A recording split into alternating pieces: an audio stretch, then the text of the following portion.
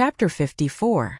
The autumn wind was always refreshing and elegant, but at this moment, because of the tense atmosphere, it seemed that even the fragrance of the flowers had become strong. Xinyu covered her mouth and said with some surprise, "This fifth younger sister is a female. Why would anyone pick this?" "Correct." Chun Roqiu also said worriedly, "Fifth mother, do not force yourself. Even though eldest Bo is a general, you do not know these." Chun Roqiu's words were very clever. She said that Shen Xian was a general, but as a daughter, Shen Miao did not know how to shoot. It was fine if she was not proficient in martial arts, but because females did not like to wield swords and spears, this reason was also reasonable. But not proficient in martial arts and not proficient in literature, this was really bad. But everyone knew that Shen Miao did not know anything about the four arts, and now she had to say that she was not proficient in martial arts, which meant that Shen Miao had no good points and even Shen Xian's household was belittled. "But the rules of this competition can't be changed," Chun Qing said with an anxious expression on her face. However, no matter how one listened to her tone, it was obvious that she was taking pleasure in other people's misfortune. Once you are chosen as an opponent, you will have to complete the competition regardless of which category you belong to. But everyone would pick outstanding people to compete with. Could it be that fifth younger sister still have a trick up her sleeves? Otherwise, why would Kai Lin pick you? Her words were somewhat ear-piercing. But Ren Wanyun did not stop her and only smiled. "Eldest sister, what nonsense are you talking about? How would fifth mother know how to wield swords and spears? Fifth mother, if you do not want to go on stage to compete, Second Shen will personally speak to the examiners. You are still young, and on account of eldest Bo's face, they will not make things difficult for you." Even though Ren Wanyun's words sounded as if she was helping her out of trouble, but upon careful thought, it was not the case. After all, no one had made an exception on the academy examination stage for many years. Now that Shen Miao had set a precedent, one could not predict how the commoners of the Ding capital would talk about it. Moreover, if Shen Xian's name was brought out, there would be people who would say that Shen Xian relied on his merits to exercise his privileges. After all, one's status brought about benefits, but there were also many disadvantages. And she would never allow anyone to say the word no to Shen Xian. "Many thanks, Second Shen. No need." She stood up from the female side of the banquet and slowly walked towards the stage. The field gradually quietened down. Only the girl's voice could be heard clearly, and it caused quite a stir in the field. "I accept this battle." Kai Lin's gaze flickered. He did this just to vent Shen Yu's anger. In the martial arts category, it was the first time a man challenged a woman to a competition. But he was used to being a scoundrel, and it was nothing more than being lectured by his own parents when he returned. But thinking of being able to vent Shen Yu's anger, Kai Lin was happy from the bottom of his heart. He thought that if Shen Miao did not dare to accept this challenge, he would ruthlessly ridicule Shen Miao. Unexpectedly, Shen Miao actually accepted the challenge. Not only that, but she also welcomed it calmly. Kai Lin had a strange feeling as he watched the purple-robed figure slowly walk onto the stage. It was as if she was not afraid at all. But how is this possible? Whether Shen Miao knew archery or not, he was clearer than anyone else. Those who had never practiced martial arts naturally knew nothing about it. Shen Miao might not even know how to hold the bow. Facing something that she was not good at and had never tried before, no one would not panic. She was actually able to act to such an extent? Kai Lin was deep in thought when he suddenly felt a gaze looking at him. He turned his head and met with Shen Yu's gaze from the female side of the banquet. When Shen Yu saw him looking over, she became shy and lowered her head. Kai Lin's heart swayed from the gaze. Every young man had a dream of being a hero saving a beauty. Now in Kai Lin's eyes, he was the hero that stood up for the beauty, and as for Shen Miao, she was the vicious and ugly villain. Chapter 55.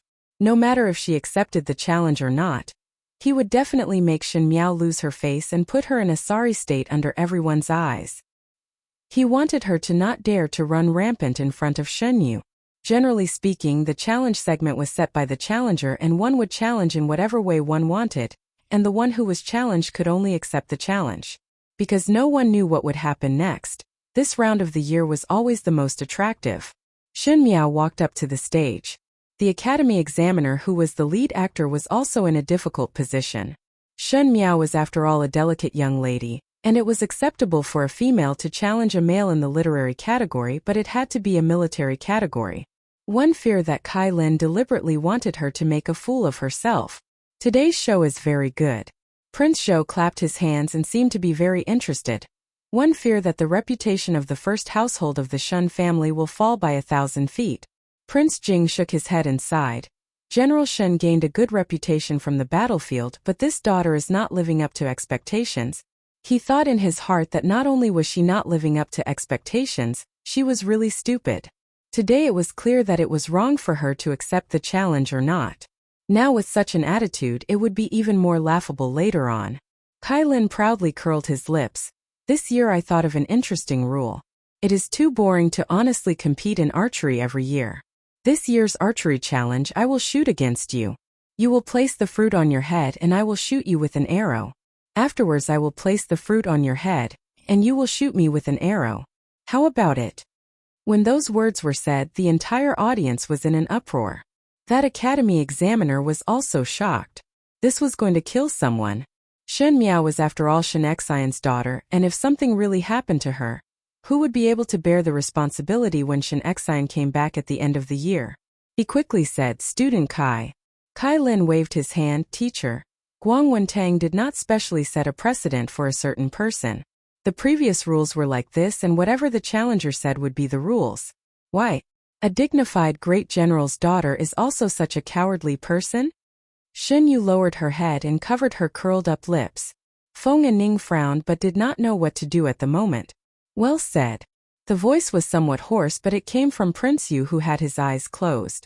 A strange smile appeared on his sinister face. Naturally, there is no such thing as changing the rules for a certain person. Could it be that on the battlefield, because the enemy was strong, General Shen temporarily escaped?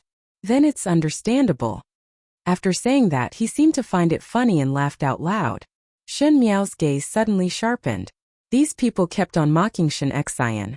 Did they really think that she was the weakness of the first household of the Shen family? She looked at Kai Lin's gaze, which seemed to be enjoying a good show, and then glanced at the malicious mockery of the people at the banquet. The anger that had been accumulating for a long time finally burst out. Shen Miao, who had been reborn, could endure, but the head of the inner palace, Empress Shen, had a vengeful nature. She said coldly, "My father is fighting a bloody battle to protect the country.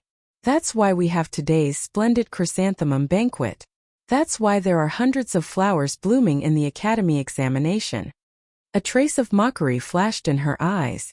Winning today's competition doesn't mean anything. You can talk about lust after you've truly gone on the battlefield and killed people. As for the rules you set, why wouldn't I dare? Everyone was taken aback. Why wouldn't I? Your archery skills are exquisite, so naturally you would hit the fruit, but my archery skills are not good, and if I were to miss, the one who should be worried about my life is you. She smiled gently and her voice seemed to come from far away, but it was like a clap of thunder exploding in everyone's ears. In this case, sign the life and death agreement. If one is injured or dies, one will bear the consequences. Do you dare? Kai Lin. Chapter 56. The huge Yin Beitang was silent at this moment. The young female's back was straight. Her figure was petite, but it seemed to contain infinite power. Every move she made had the persistence to trample everything under her feet. Kai Lin was speechless for a moment. What Shen Miao said was right.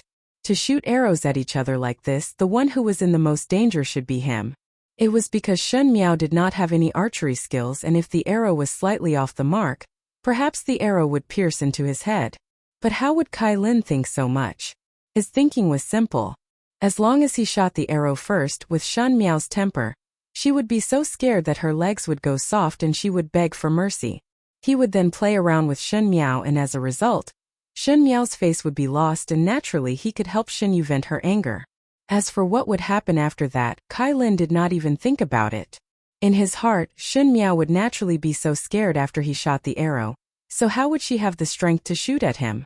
Moreover, a female who had not even pulled a bow before, perhaps she would not even be able to pull a big bow, so it would be a joke. Kai Lin thought like this, but he missed out on Shen Miao's reaction. She just quietly looked at the other. That kind of calmness that was beyond her age made Kai Lin suddenly angry out of shame. Shen Miao's gaze was like watching a child being played, pitiful and ridiculous. It was the most impulsive age, so Kai Lin did not say anything further. What do I not dare to do? Life and death contract is life and death contract. AI. Kai Darren, who was at the male side of the banquet, sighed anxiously. He could not wait to rush forward and beat up this unfilial son of his. Previously he thought that Kai Lin was just naughty, and did not expect that he would pick Shen Miao. Kai Darren was not worried about his son's safety for the life and death contract, but he was afraid that Kai Lin would really make Shen Miao unable to step down from the stage or shoot and injure Shen Miao. Not everyone could withstand Shen Xian, this kind of uncouth old man. Shen Yu anxiously said, "How can fifth younger sister sign a life and death contract?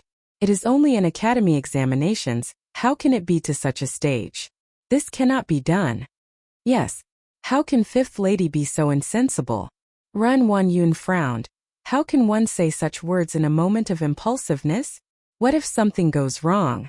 She did not even mention that it was Kai Lin who forced Shen Miao to make this choice, and only attributed everything to Shen Miao's actions in a fit of anger. Chen Roqiu shook her head and sighed softly.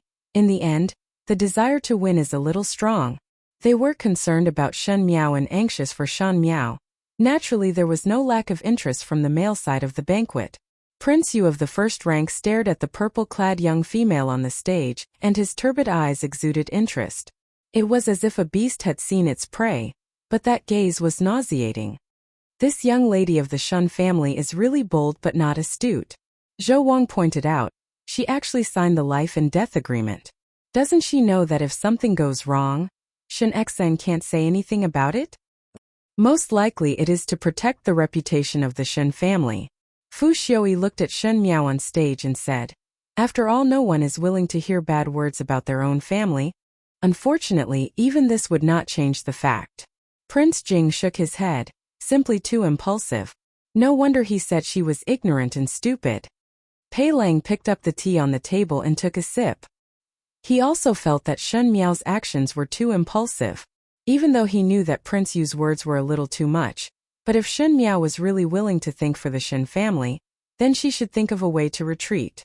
Even though she might be talked about by others, it was better than making a fool of herself in front of everyone. "Father, she will definitely win." Su Minglang clenched his small fists to express his position to his father. Master Su glanced at his youngest son. He did not know why, but he felt that Su Minglang was particularly concerned about Shen Miao. Master Su thought that it was most likely that she had coincidentally entered Su Minglang's eyes. Ever since the last time Su Minglang reminded the Su family to retreat, Master Su was much more amiable towards his youngest son. Now that he did not want to dampen his youngest son's interest, he vaguely followed his words correct. She will definitely win. Chapter 57.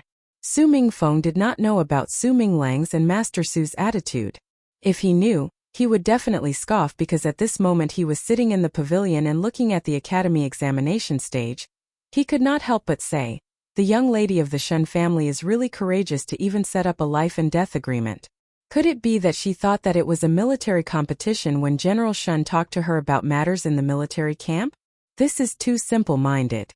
Su Mingfeng had never concealed his words to his good friend, but today he did not hear his most picky good friend chiming in and could not help but look back at the other party.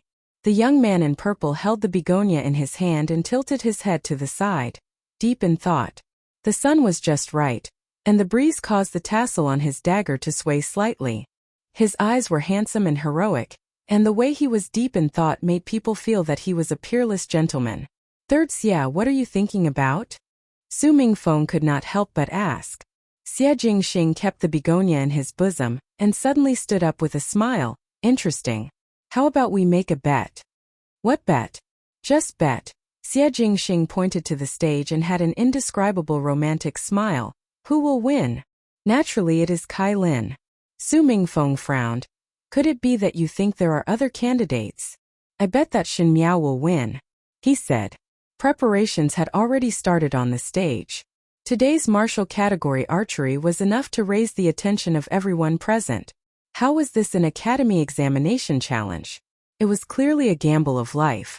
Guang Wentang really let someone write a life and death agreement, and the blood-colored words were exceptionally eye-catching on the snow-white cloth. Shen Miao picked up the brush and wrote her name. She wrote it very naturally, as if she did not put this heavy thing in her eyes. That was natural. She had written her name countless of times. When she wrote the surrender letter to the Xiongnu for Fu Xiuyi, when she volunteered to be the hostage of the Qin country, when Wan Yu was married, when the crown prince was deposed. Shen Miao, these two words represented blood and tears. No one could understand the suffering within. In contrast, Kai Lin was not that relaxed. Even though one's heart of victory was at its strongest when one was young, it was after all the first time one signed a life and death agreement. Kai Lin was just a child that was too well protected by the family, and was not mature enough. Shen Miao's calmness made his heart even more afraid.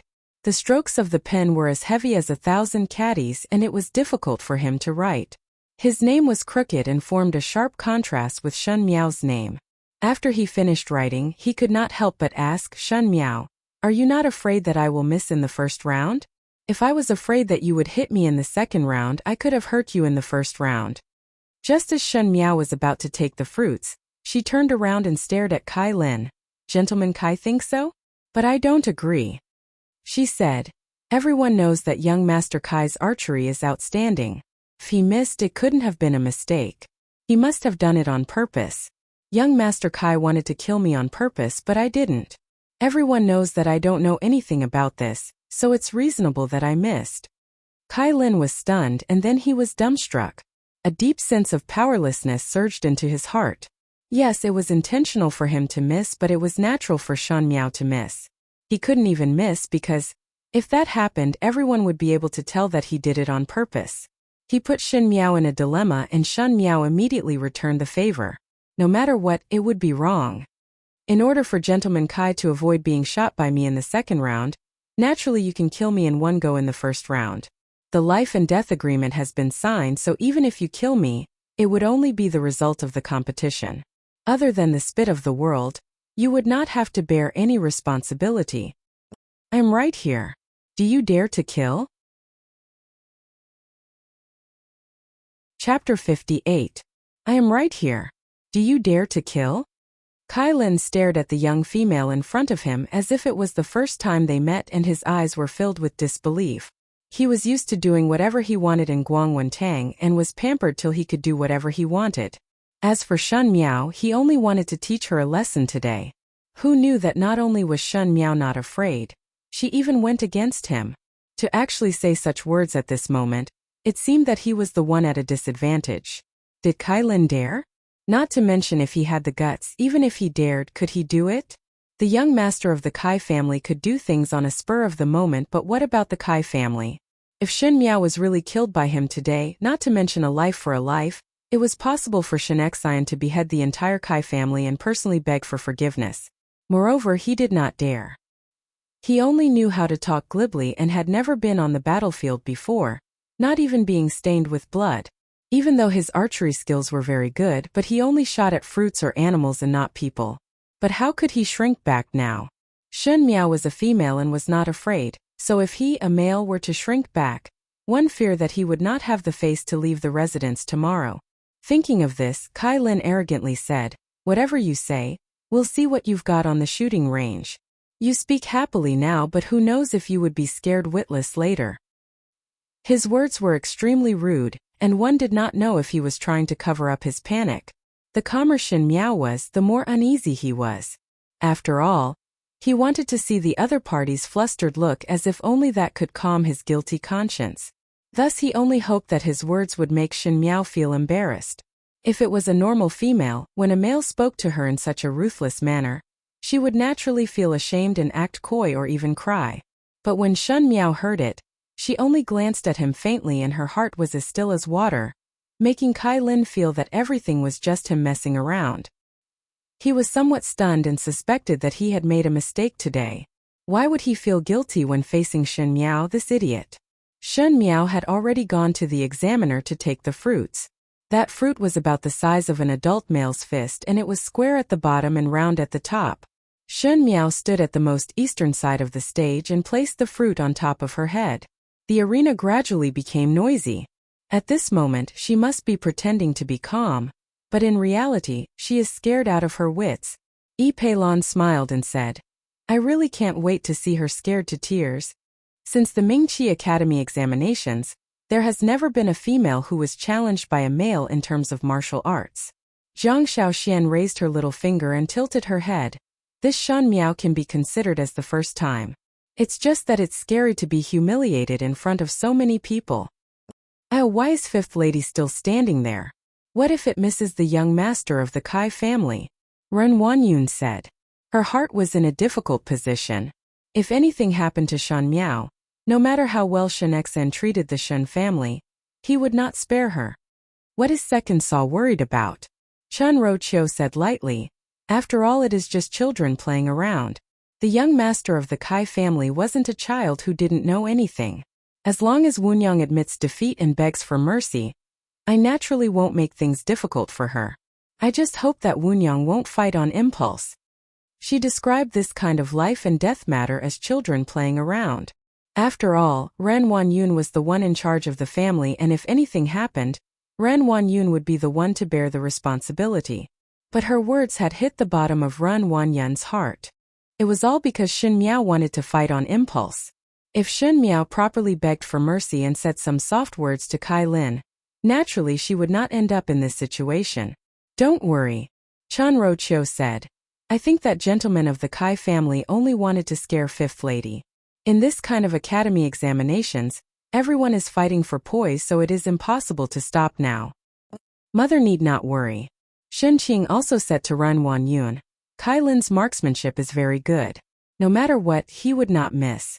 Shen Qing was still thinking that Shan Miao was blocking her dream of becoming a prince's consort, and now she could not wait for Shan Miao to lose all her face. One heard that some people would pee and poop when they were so shocked. One did not know what would happen to Shen Miao. If Kai Lin really missed, it would not be bad to ruin her face. Shen Qing thought. Shen Yu did not think as far as Shen Qing. She only wanted to see Shen Miao kneeling and begging for mercy, as if that would be able to regain her self-esteem. She glanced at Kai Lin from afar, but Kai Lin did not look at her. Kai Lin held the longbow in his hands as he faced Shen Miao, who was 3 zhang away with cold sweat dripping down his forehead. Shen Miao stood there quietly as the wind blew up the corner of her wide cloak. As her purple clothes fluttered, her brows and eyes were similar, but that kind of dignified bearing, as if she had experienced a great storm, and calmness gilded her entire person with a layer of dazzling brilliance. Kai Lin slowly pulled the bow. He thought as long as Shen Miao begged for mercy, as long as she shed a tear and said a few words, he would be able to take the opportunity to humiliate her, and there would be no need to be in such a dilemma. Unfortunately, his wish ultimately fell through. Shen Miao's expression was calm, as if she did not put him in her eyes. Shen Yu frowned. Why did the scene of Shen Miao crying and begging for mercy not appear? Why did Shen Miao look calmer than Kai Lin? There were already quite a number of people who discovered this point, and their impression of the original idiot was quietly changing. Not every young lady could stand in front of a person with a bow and arrow, and if one were to say that she inherited Shen Xian's composure in front of the enemy, it could only be said that a tiger father would not have a dog daughter. Kai Lin's hands started to tremble. Usually it was an easy matter for him to shoot the fruit from 3 zhang away, but today it was exceptionally difficult. That distance seemed to be very far. And Shen Miao's words lingered in his ears. I am here. Do you dare to kill? Did he dare? Did he dare? Did he dare? With a xiao sound, the arrow fiercely streaked across. But it only swayed in midair before falling down. It did not even reach the corner of Shen Miao's clothes. As if there was not enough strength, much less shoot the fruit. The audience burst into laughter. There was even a classmate who teased Kai Lin. Could it be that you have tender and protective feelings for the fairer sex? Normally one could shoot from 10 zhang, but today one cannot even shoot from 3 zhang? He wiped the sweat on his forehead and immediately started to shoot. The second arrow was shot at Shen Miao's feet. The third arrow brushed past Shen Miao's hair and knocked down the fruit on Shen Miao's head. Shen Miao's hair was scattered and a head of black hair flowed down to her shoulders. However, even when the arrow narrowly brushed past her cheeks, her expression did not change at all. Black hair, purple clothes, The young female's snow-white skin and beautiful appearance stood straight in the wind. Kai Lin's hand softened and the bow and arrows fell to the ground. The audience was silent. Even a fool could see that the person who was afraid was not Shen Miao but Kai Lin. I am here. Do you dare to kill me? Do not dare. I dare. She smiled faintly, and a tinge of cruelty appeared in her eyes that were like those of a cub's. Coupled with her face that was still somewhat innocent, there was a strange sort of beauty to it. Now it is my turn. Chapter 59. It is my turn. The 3 words were said lightly by Shan Miao, but there was an inexplicable chill in them. It was as if the voice came from the 9 heavens and smashed in front of Kai Lin. The cold sweat on Kai Lin's forehead slid down his face as he stared blankly at Shan Miao in front of him. Shan Miao took a few steps forward and bent down to pick up the longbow on the ground. Everyone present were watching her every move and their eyes were reluctant to turn away. This was really an unexpected scene. One thought that one would see Shan Miao fainting from fright or lose her composure, but she was completely fine. It was Kai Lin who was drenched in cold sweat and none of the 3 arrows were heavy. After a short silence, the audience below the stage started to discuss. Indeed, a tiger father does not beget a dog daughter. This young lady of the Shen family has such guts. The person who spoke had a good relationship with Shen Xian and initially had some doubts when he heard that Shen Miao was an idiot, but after seeing it today, he thought that those words were just rumors. With this kind of courage and boldness, how would one be an idiot? It was obvious that there was someone who deliberately did it to smear the young lady's reputation. Indeed, not bad. You see, just now she did not even blink, and if the arrow was slightly off, it would have scratched her cheek. This young lady really has the air of a great general. Even if it was us, we would most likely jump in shock. Why don't you see which family she comes from? Can General Shen's young lady be bad? It seems that those words were just rumors and cannot be trusted. AI, no wonder one would deliberately smear her name. The tallest tree in the forest would be destroyed by the wind. To be so outstanding at such a young age, it is no wonder that others would be jealous. Most of the people in the official circles had a good attitude towards Shen Xian. After all, there were many interlinked interests. Moreover, they were always working in the court and were not as meticulous as the women in the inner courtyard. Thus they looked at things differently. In the past it was Shen Miao who was young, but now that she was older, naturally she would display her outstanding qualities. Prince Zhou and Prince Jing looked at one another before Prince Jing shook his head and sighed. It seems that both of us are wrong. She is really a bold person. Number 9 is regretting it now? Prince Zhou smiled as he looked at Fu Xiaoyi. How could one reject such an extraordinary female? One would not have such a change in one night. It is either that this 5th Shen young lady met an expert or she was deliberately pretending to be a fool. No matter which one it is, number 9, you are at a disadvantage. Prince Jing said. Fu Xiaoyi smiled and said, a fair and graceful lady. Unfortunately, you are not someone I like. Regret? Fu Xiaoyi did not feel that it was just that Shan Miao's calm look was somewhat dazzling in his eyes. He also didn't believe that a person could change into a completely different person overnight. Could it be that he had been pretending to be a fool all along? But why did he pretend to be a fool? Could it be that he did it on purpose to make him dislike him? Pei Lang put down the teacup that he was holding. He did not know why, but just now he was worried for Shen Miao. Unexpectedly, she managed to stabilize herself. Not only did she stabilize herself, but she also scared Kai Lin so much that he couldn't even pull a normal arrow properly. Shen Miao was so powerful? Indeed, a wonderful person. Prince Yu smiled satisfactorily and stared at Shen Miao's figure. Do not know. What does it taste like? Pei Lang frowned. Prince Yu's words most likely meant that he was thinking of something dirty and shameful. Unfortunately, his words carried little weight, and he could not do anything. You have lost. In the pavilion, Xie Jingxing was leaning against the window as he said in a calm and composed manner. It was actually this kind of result. Su Mingfeng's eyes almost popped out. He looked at Xie Jingxing and then looked at the distant stage before asking, did you already know about it? One must be willing to bet and be willing to lose. Xie Jingxing stood up and patted the dust off his body. Chapter 60. All right, I admit defeat. What is the punishment? Su Mingfeng answered straightforwardly. Your punishment is to celebrate with me after this match. How about the newer Hong that has been buried for 20 years? You really have a black heart. Su Mingfeng scolded and immediately realized something and asked doubtfully, but why celebrate? Is there anything to be happy about? Not now, but there will be soon. Xie Jingxing raised his eyebrows. Something worth being happy about. On the stage, Shen Miao handed the fruit to Kai Lin. Kai Lin's hands trembled as he received the fruits and asked, Shen Miao, have you learned archery before? Never. Shen Miao smiled as she looked at him. Today is my first time touching a bow, but since I am able to shoot 3 arrows, even if I do not understand the first one, there is still the next one.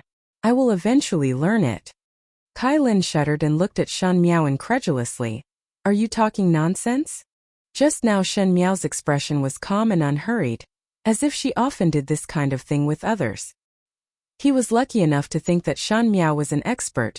After all, Shen Exen was the formidable great general, and it was possible for him to personally teach his daughter archery. But now Shen Miao actually said that today was the first time she touched the bow? How dare she? He said, you don't know anything, how can you shoot from afar? It's obvious that I can't hit this fruit. Am I not going to die for nothing? Young Master Kai is too ridiculous, Shen Miao said calmly. Her voice was neither loud nor soft. When she spoke, it was just loud enough for everyone to hear. Everyone looked at the purple-clothed girl. She lowered her eyebrows and narrowed her eyes, but her aura was overbearing. Just now, when young Master Kai challenged me to fight, he never asked me if I knew how to shoot. When you were shooting at me just now, you didn't ask me if I would die. Why is it that when it's my turn to shoot, you're asking me if I can do it? These words made Kai Lin speechless. Indeed, he only wanted to vent Shen Yu's anger, and deliberately chose the archery that Shen Miao did not know. But now he had shot himself in the foot. Young Lady Shen, my son is naughty and mischievous. This official apologizes to you on his behalf. Please do not take it to heart. It's just that you really don't know how to use archery right now, so it's hard to avoid accidents. It's not good for you to pursue the matter. Lord Kai finally couldn't bear it any longer, and suddenly opened his mouth under the gaze of his wife. As soon as the words left his mouth, his face turned red. However, there was nothing he could do. Although it was embarrassing, it was better than losing his son's life. He even used this official to threaten Shen Miao. Even though it was not good to bully a young lady like this, Kai Darren was somewhat resentful that Shen Miao did not know how to be flexible, and his tone involuntarily had some majesty. But how would Shen Miao be intimidated by an official? She had dealt with the Xiongnu, the imperial family of the Qing country, and the emperor of Mingqi. As for the officials, she really did not put them in her eyes. Thus everyone could only watch as Shen Miao's chin was slightly raised. Kai Darren was originally standing below the stage, so looking from afar, he looked like an official crawling at Shen Miao's feet. Shen Miao's words made everyone dumbfounded. She said, Kai Darren, just now I bet my life, and now it is Kai Lin's turn to bet his life.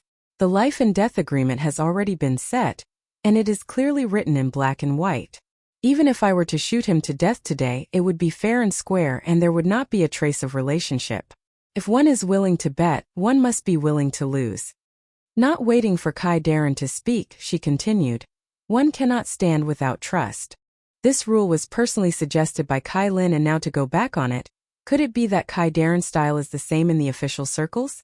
Once the situation is not right, one would immediately change the rules? Chapter 61. One cannot stand without trust. This rule was personally proposed by Kai Lin, and now to go back on it. Could it be that Kai Darren also has such a style in the officialdom? Once the situation is not right, he would immediately change the rules? Previously Kai Lin said, Guang Wentang did not specially set a precedent for someone. Whatever rules the challenger says, then the rules will be followed. Why? A dignified great general's daughter is also such a cowardly person? His words were still ringing in one's ears, and now Shen Miao returned it back to Kai Darren's face, making Kai Lin speechless. The rules are set by you all, and now you all are not doing it. With a red mouth and white teeth, is it possible to do anything? Are all the Darren of Mingqi like this? Her words were sharp and ruthlessly exaggerated the matter. Kai Darren's cold sweat suddenly dripped down. There were so many colleagues in the officialdom, and today there were his relatives, and naturally there were also his enemies. When Shen Miao's words fell into the ears of those who had the intention, who knew what kind of fuss would be made out of it. Moreover, there were people from the imperial family here, and if it was not good, it would attract the suspicion of the imperial family. Not to mention Kai Lin, even the entire Kai family would suffer a calamity. Young Lady Shen said correctly. The one who spoke was Prince Yu of the first rank. He smiled strangely at Shen Miao and said, Kai Darren, Gentleman Kai set the rules so naturally it must be completed by himself. When would Prince Yu of the first rank be kind enough to help others out of trouble? When those words were spoken, everyone's eyes were cast towards Shen Miao. There were all kinds of meanings, some understanding and some contempt. Prince Zhou and Prince Jing looked at each other before Prince Jing sighed. Even Royal Shu has spoken.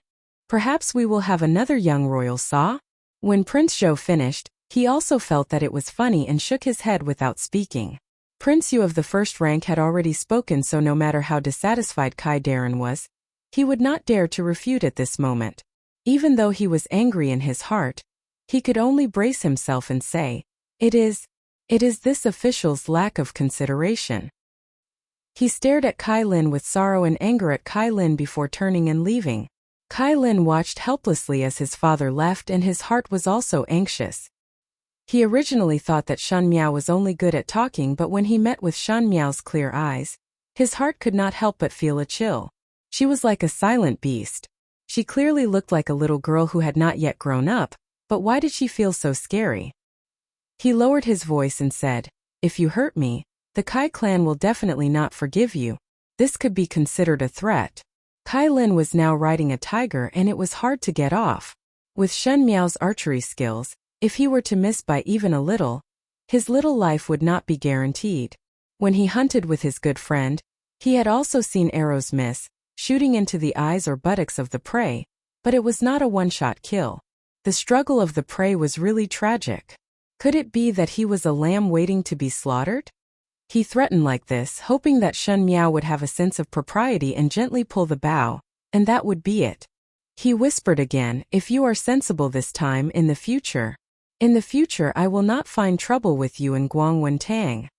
Shen Miao gently raised her eyebrows and looked up at him. Kai Lin looked nervous, as if he was afraid that she would not agree. Unfortunately, she had seen many such people in her previous life. He only bullied the weak and feared the strong. Now he was afraid, so he relented.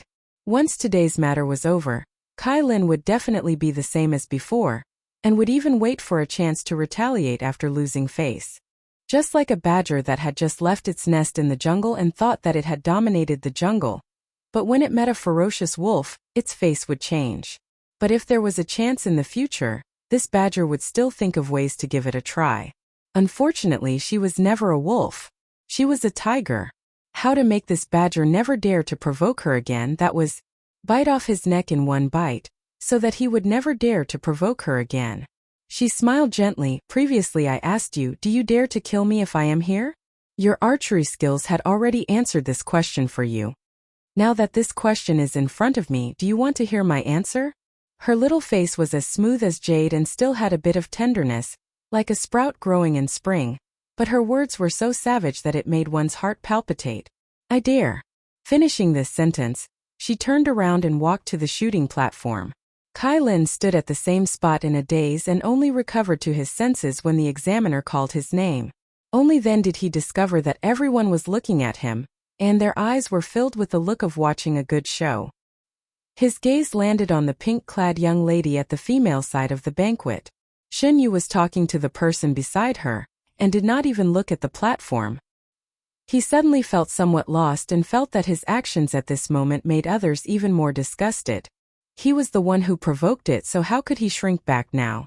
If he lost to a female, one feared that the Kai family would become a laughingstock in the capital, not to mention that Shen Yu was watching from below the platform. If he were to make a fool of himself, how could he face Shen Yu in the future? Facing Shen Yu? Just a little female, and she said it so frightening. Could it be that she really dared to kill? Even if there was a life and death agreement, killing a person was not something that could be easily explained. Thinking about this point, Kai Lin encouraged himself in his heart and pretended to be calm as he walked to the white line 3 zhang away and placed the fruit on top of his head. Everyone looked at him and then looked at Shen Miao and felt that there was some strange feeling. In the distance, Xie Jingxing opened his mouth. Make a guess. Did you hit or not? Of course not hit. Su Mingfeng stared at him. Not to say if she has the guts to injure Kai Lin. Even if she dared, does she have the ability? There are very few unmarried females who practice martial arts, and moreover Shan Miao's character. You should know from the Ding capital that she does not know anything. Xie Jingxing smiled lowly. Not necessarily. Could it be that you want to bet with me again? Why the need for such a superfluous move? I have already seen the ending. Su Mingfeng was used to his good friend's mysteriousness, so he said, What ending? Xie Jingxing lazily said, You lose. Shen Yu looked at Shan Miao on the stage and her heart tightened. She softly asked Chan Roqiu, Mother, will she injure Gentleman Kai? Naturally not. Chan Roqiu saw that her daughter was somewhat bewitched by Shan Miao today, and could not help but sigh in her heart. She thought that she was still too young and could not maintain her composure.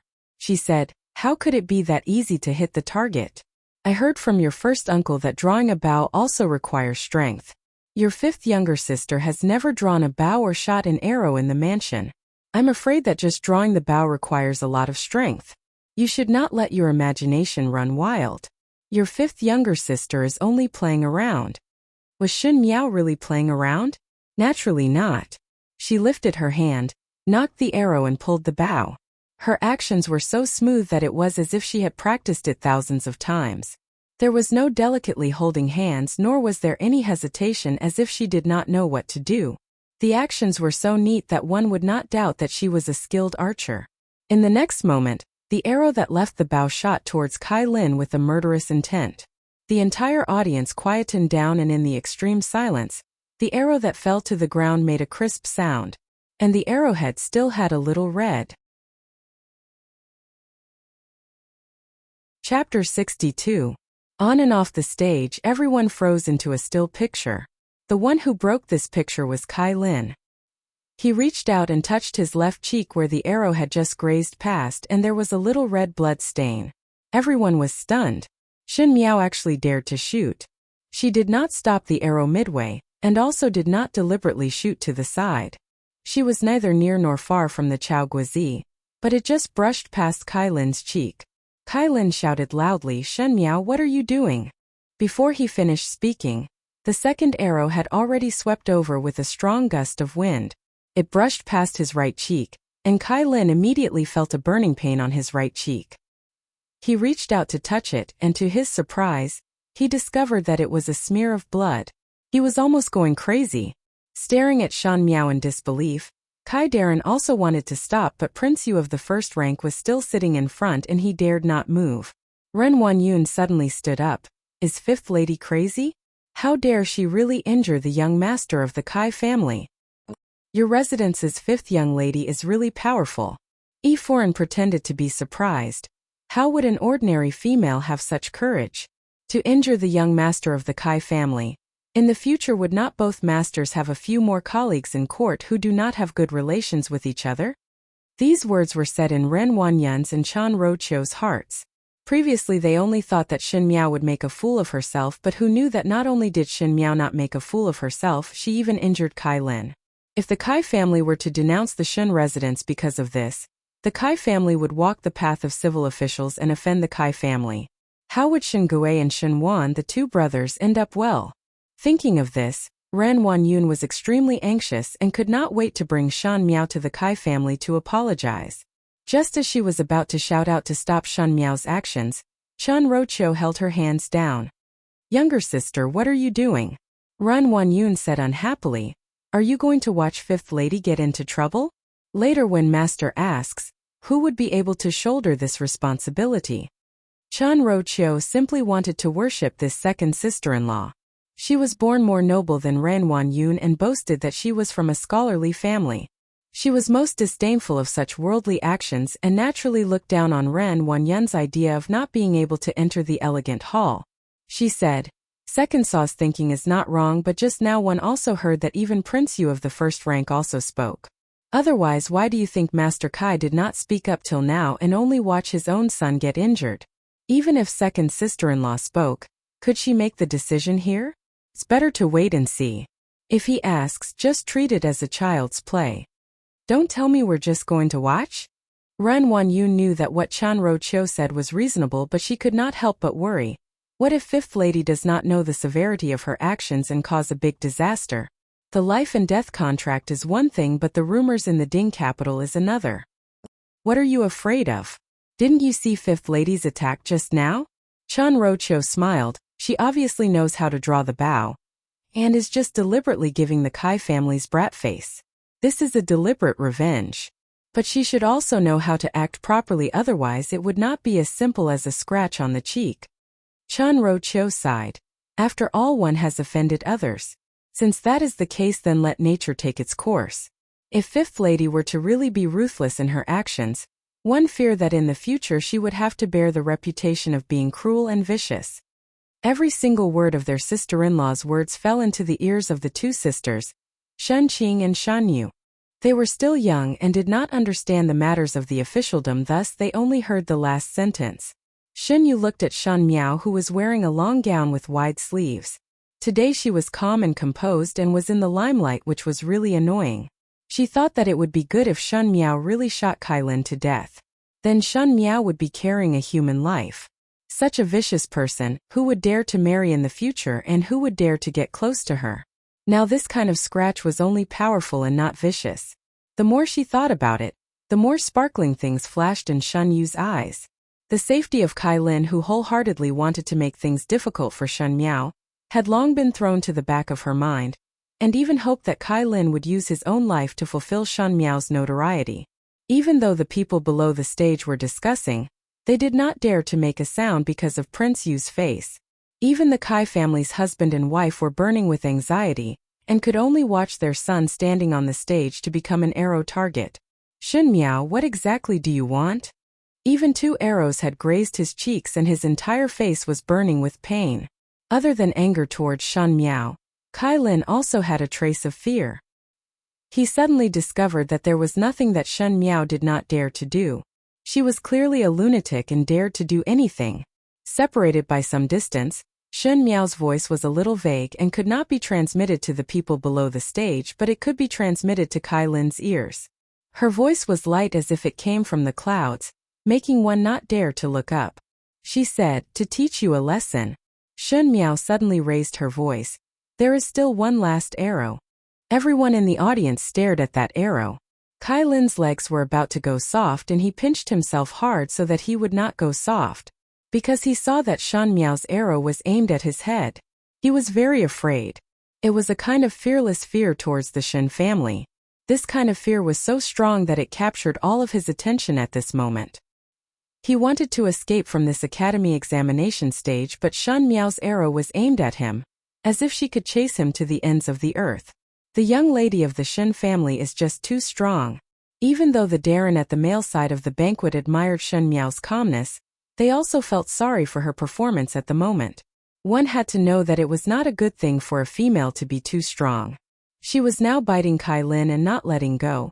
It was nothing more than to retaliate against Kai Lin's provocation. But Kai Lin did not cause any harm to her, but Shen Miao had scratched Kai Lin's face. Even though males were not more delicate than males and it was not a big deal to leave a scar, but to leave it on the face, at the end it would not look good. This is like General Shen's daughter. There were also some who applauded Shen Miao. If one only knew to be bullied and did not fight back, General Shen would be so angry that he would be in a complete mess if he knew about it. But you see now that the arrow is aimed at Kai Lin's head. This is the intention to take Kai Lin's life. This is too vicious. Kai Lin's legs kept trembling and he looked at the purple-clad young female in the distance as if he was looking at an evil spirit. Her appearance was gentle and beautiful. Her eyes were clear and even had a bit of innocence. But there was no hesitation in the movements of her hands. Shen Miao softly said, "The third arrow." As soon as he loosened his grip, an arrow shot out from the bow. A sharp killing intent rushed towards Kai Lin's forehead, scaring him so much that he knelt down with a plop and let out a blood-curdling scream, "Help! Linner!" Kai Foran and Kai Darren exclaimed at the same time. The entire audience stood up and stretched their necks to look at the situation on the stage. Kai Lin collapsed on the ground, and the round fruit on the ground had been pierced through by the black arrow, completely pierced through. Chapter 63. In the silence, the appearance of the fruits was like a great irony, reflecting Kai Lin's scratched face, tears of fear and Shan Miao's indifferent posture. She kept her bow and bent over to pick up the fruits on the ground. She glanced at Kai Lin and suddenly smiled. "You have lost."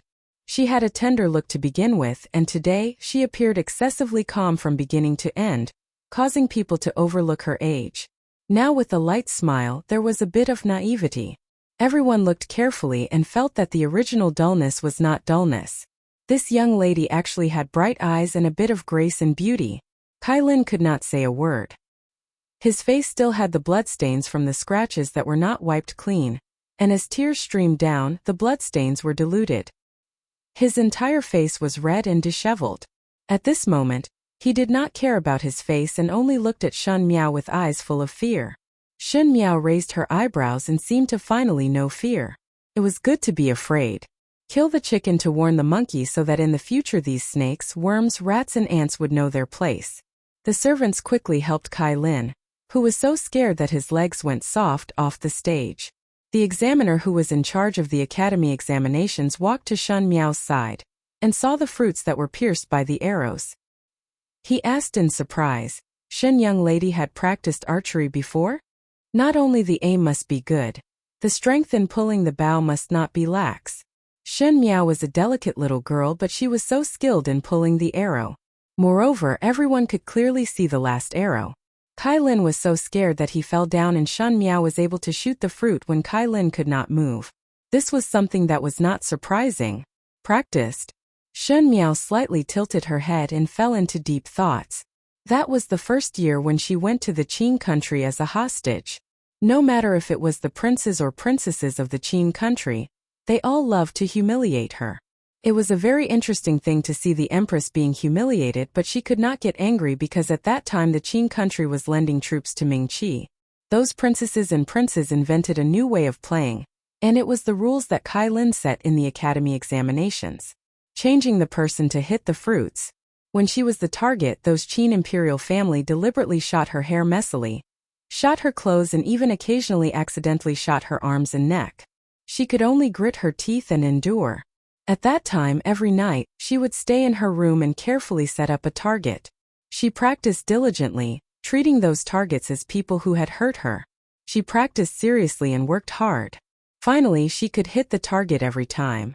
But in the daytime, when it was her turn to shoot an arrow, she would still deliberately miss it, or she would be too weak to draw the bow. No choice, one had to lower one's head under the eaves. She must return to Ming-Chi alive to see Wan Yu and Fu Ming.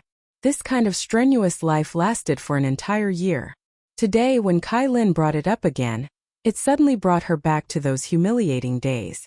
In this life, she had nothing that could be used against her. Naturally, she could kill and shoot whenever she wanted. Otherwise, she would have to live a restrained life. Whoever provoked her, she would ruthlessly return the favor. If the Kai family dared to talk about Shenxian, then they would shut their mouths. This was what she should do. She smiled and said, "I've seen elder brother practicing diligently in the courtyard.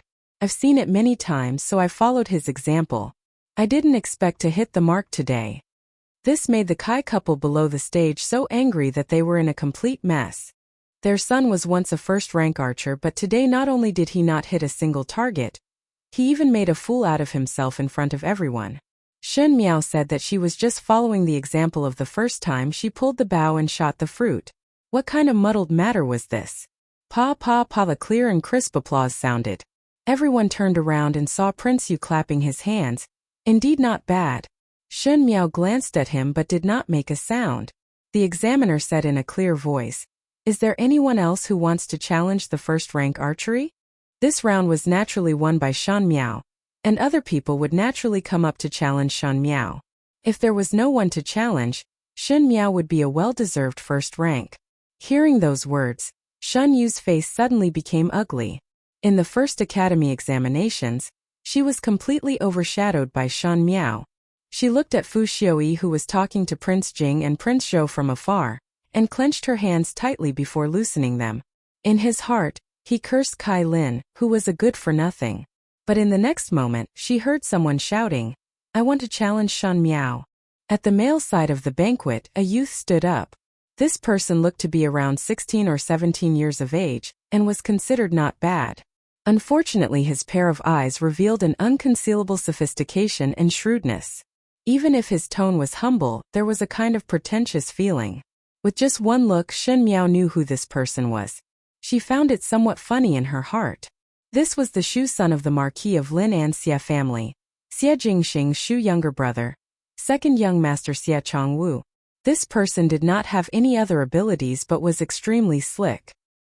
He was the most pretentious person in the officialdom, and was proficient in bootlicking. Afterwards, the entire Xia family collapsed, and this pair of Shu sons and Madame Fong relied on the new emperor's pension for the Xia family to live comfortably. Xia Chongwu and his younger brother Xia Chongchao even entered the court as officials. At that time, she did not like these two brothers at all because the two Shu sons of the Xia family were on Mei Foreign's side and were on good terms with Fu Shang, and often helped Fu Shang to suppress Fu Ming. The reason why Shen Miao reminded Xia Jingxing to find an opportunity to eradicate his own Shu brothers was because she was still brooding over the matters of the past lifetime. These two people must not be left alive, as leaving them alive would be enmity. Now she had yet to take revenge for her enmity, but this person took the initiative to send himself to her doorstep. But for what? She looked at Master Kai's position. Master Kai's face was calm and Xia Chongchao seemed to be comforting him. That's right, recently the two Xia brothers were preparing to find a job under Kai Darren. Thus they had been taking the initiative to befriend Kai Lin. Unfortunately, the one Kai Lin wanted to befriend was Xia Jingxing, and did not care about the two brothers. But wasn't it a good opportunity now?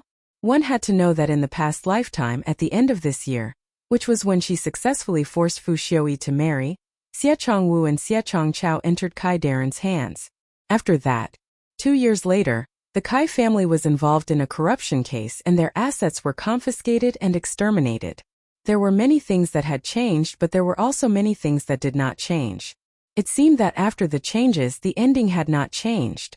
The two Xia brothers wanted to use this method to please the Kai family, but let her sweep their face? Just as Shen Miao was about to answer, she heard a voice coming from the side. That voice was lazy and had an indescribable ridicule. Usually you do not practice with older brother at home and now come to challenge a little girl? Xia Chongwu, the more you live, the more you are regressing.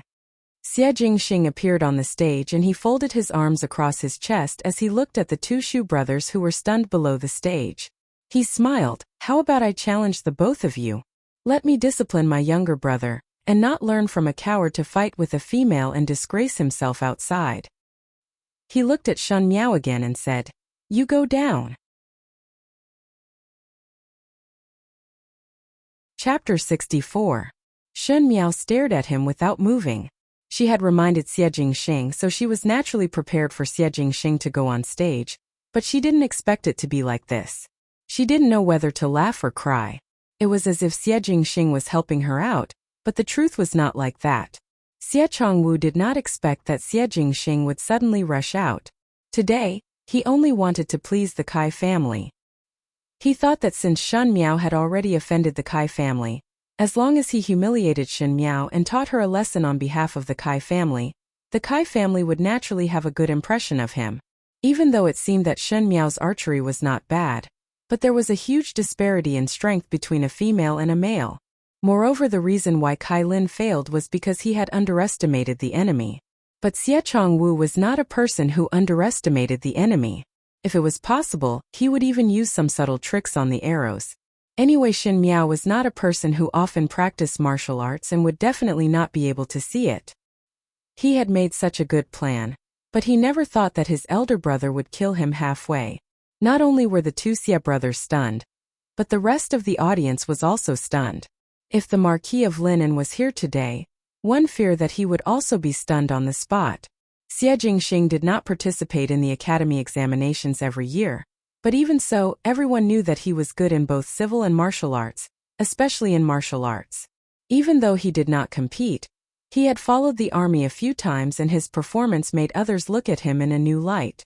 If he was not in the limelight, it would be hard to avoid attracting the imperial family's fear. Xie Jingxing's reputation on the battlefield was no less than that of a veteran general.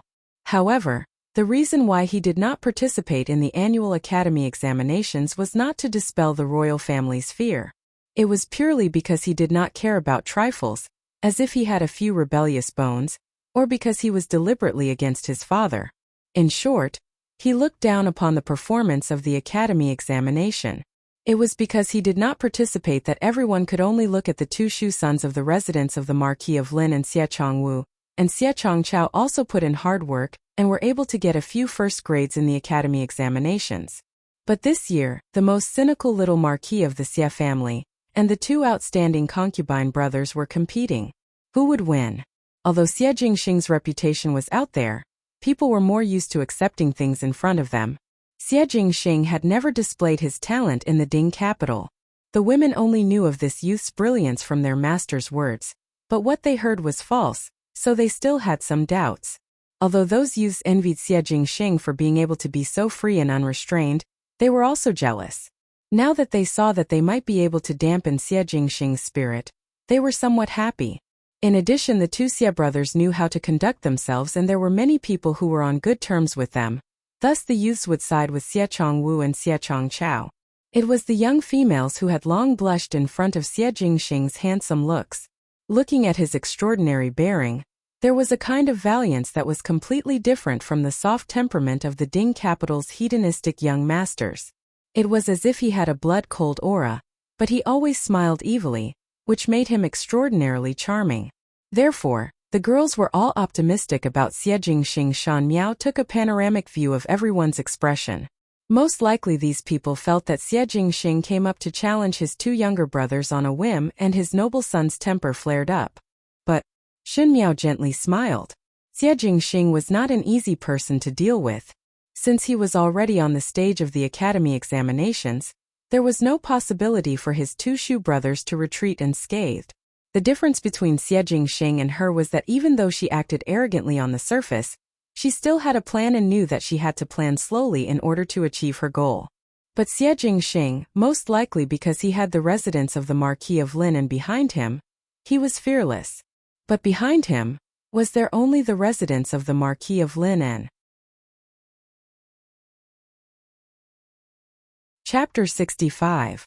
Just as she was thinking, Xie Chongwu below the stage spoke out, "Eldest brother, this one fear is not good." "What is not good?" Xie Jingxing glanced at Shan Miao and then looked at Xie Chongwu before suddenly smiling. "Or do you think that Shan Miao is more challenging than this marquis?" With a huff sound, everyone below the stage laughed. Xie Jingxing continued to size up Shan Miao. "No internal energy and no martial arts, but you challenged her to archery. You are also a martial arts practitioner and challenging a female who does not even have the strength to truss a chicken. This older brother is unable to understand." His lips suddenly hooked up into a smile and his voice was low and magnetic. "But this little girl's looks are not bad. If you are to pick based on looks, it is worthy of the name." This time, those youths who were pulling their lips started to laugh and some of them even looked at Shan Miao ambiguously. Indeed, now that Shan Miao had shed that layer of stupid image, her entire facial features seemed to be glowing. She was born to be not bad and had a lovable and adorable appearance but was extremely quiet. This kind of contrast made one unable to move their eyes away. It was just that her previous image was too stubborn, and one could not change it in a short period of time. But Xie Jingxing's words seemed to have lifted that layer of paper, and the youths did not hesitate to agree that Shan Miao was a very special little beauty. The females, however, were not happy. Xie Jingxing's words were clearly praising Shan Miao's looks. Shen Yu's and Shan Qing's expressions changed. Even though they admired Fu Xiaoyi, there were so many handsome males in the world and there was not only one Fu Xiaoyi. A youth like Xie Jingxing was unique in the Ding capital and even in the entire Mingqi. This kind of youth actually praised that idiot, which made Shen Yu and Shen Qing, who had high self-esteem, extremely jealous. Yi Peilan frowned and muttered, "Is little Xie Marquis blind? How could he think that Shen Miao is good-looking? It must be that Shen Miao used some method to confuse him." Bai Wei bit her lips and stared at the youth on the stage. Shen Miao is really shameless. Previously she kept pestering Prince Ding, and now she came to pester little Xia Marquis. Shen Miao did not know of their discussions, but even if she knew, she would just laugh it off. Because she knew that Xia Jingxing's motive for saying these words was not to tease her, nor was it to help her out, but to use a method that the two Xia brothers could not refuse, to force them to go on stage. In all fairness, the two Xia brothers were naturally not willing to go against Xia Jingxing. Not mentioning the outcome, Xia Ding had always doted on the D-sons, and if a Shu son and a D-son were to challenge each other on the academy examination stage, what would Xia Ding think? He would only think that the brothers were not on good terms. The biased Xia Ding would definitely be unhappy with the two brothers. Therefore Xia Chongwu and Xia Chongchao would definitely think of ways to decline, but Xia Jingxing was a clever person and did not force them and directly goaded them. Yes, it was too strange that Xia Chongwu was unwilling to challenge Xia Jingxing, but wanted to challenge Shen Miao, who did not have the strength to fend off a chicken. His selfishness was clearly displayed in front of everyone. In order to dispel everyone's thoughts and to prove that he was not trying to climb up the Kai family, Xia Chongwu could only go on stage himself and compete with Xia Jingxing. This was a helpless move, but after he agreed, his plan to use Shen Miao to climb up the Kai family would fall through and he would lose. He braced himself to get up. Since older brother has spoken, how can this younger brother not follow? How would Xia Jingxing give him a chance to complain? On the battlefield, whoever he wanted to lose, he would lose without mercy. One person is not enough. He raised his eyebrows. Third younger brother, come up together. Chapter 66. Third brother, let's go together. With Xia Jingxing's words, Xia Chongchao below the stage was also stunned. Previously, when he saw Xia Jingxing's sudden appearance, he thought that Xia Jingxing was specially helping Shen Miao out of the predicament. Anyway, this older brother's actions could not be inferred from the perspective of an ordinary person. But Xia Jingxing's words stunned him. The person who went up to challenge was only Xia Chongwu, so what did it have to do with him? But now that Xia Ding was not present, Xia Chongchao could only look towards Xia Chongwu and whispered, "Second older brother, what is going on?"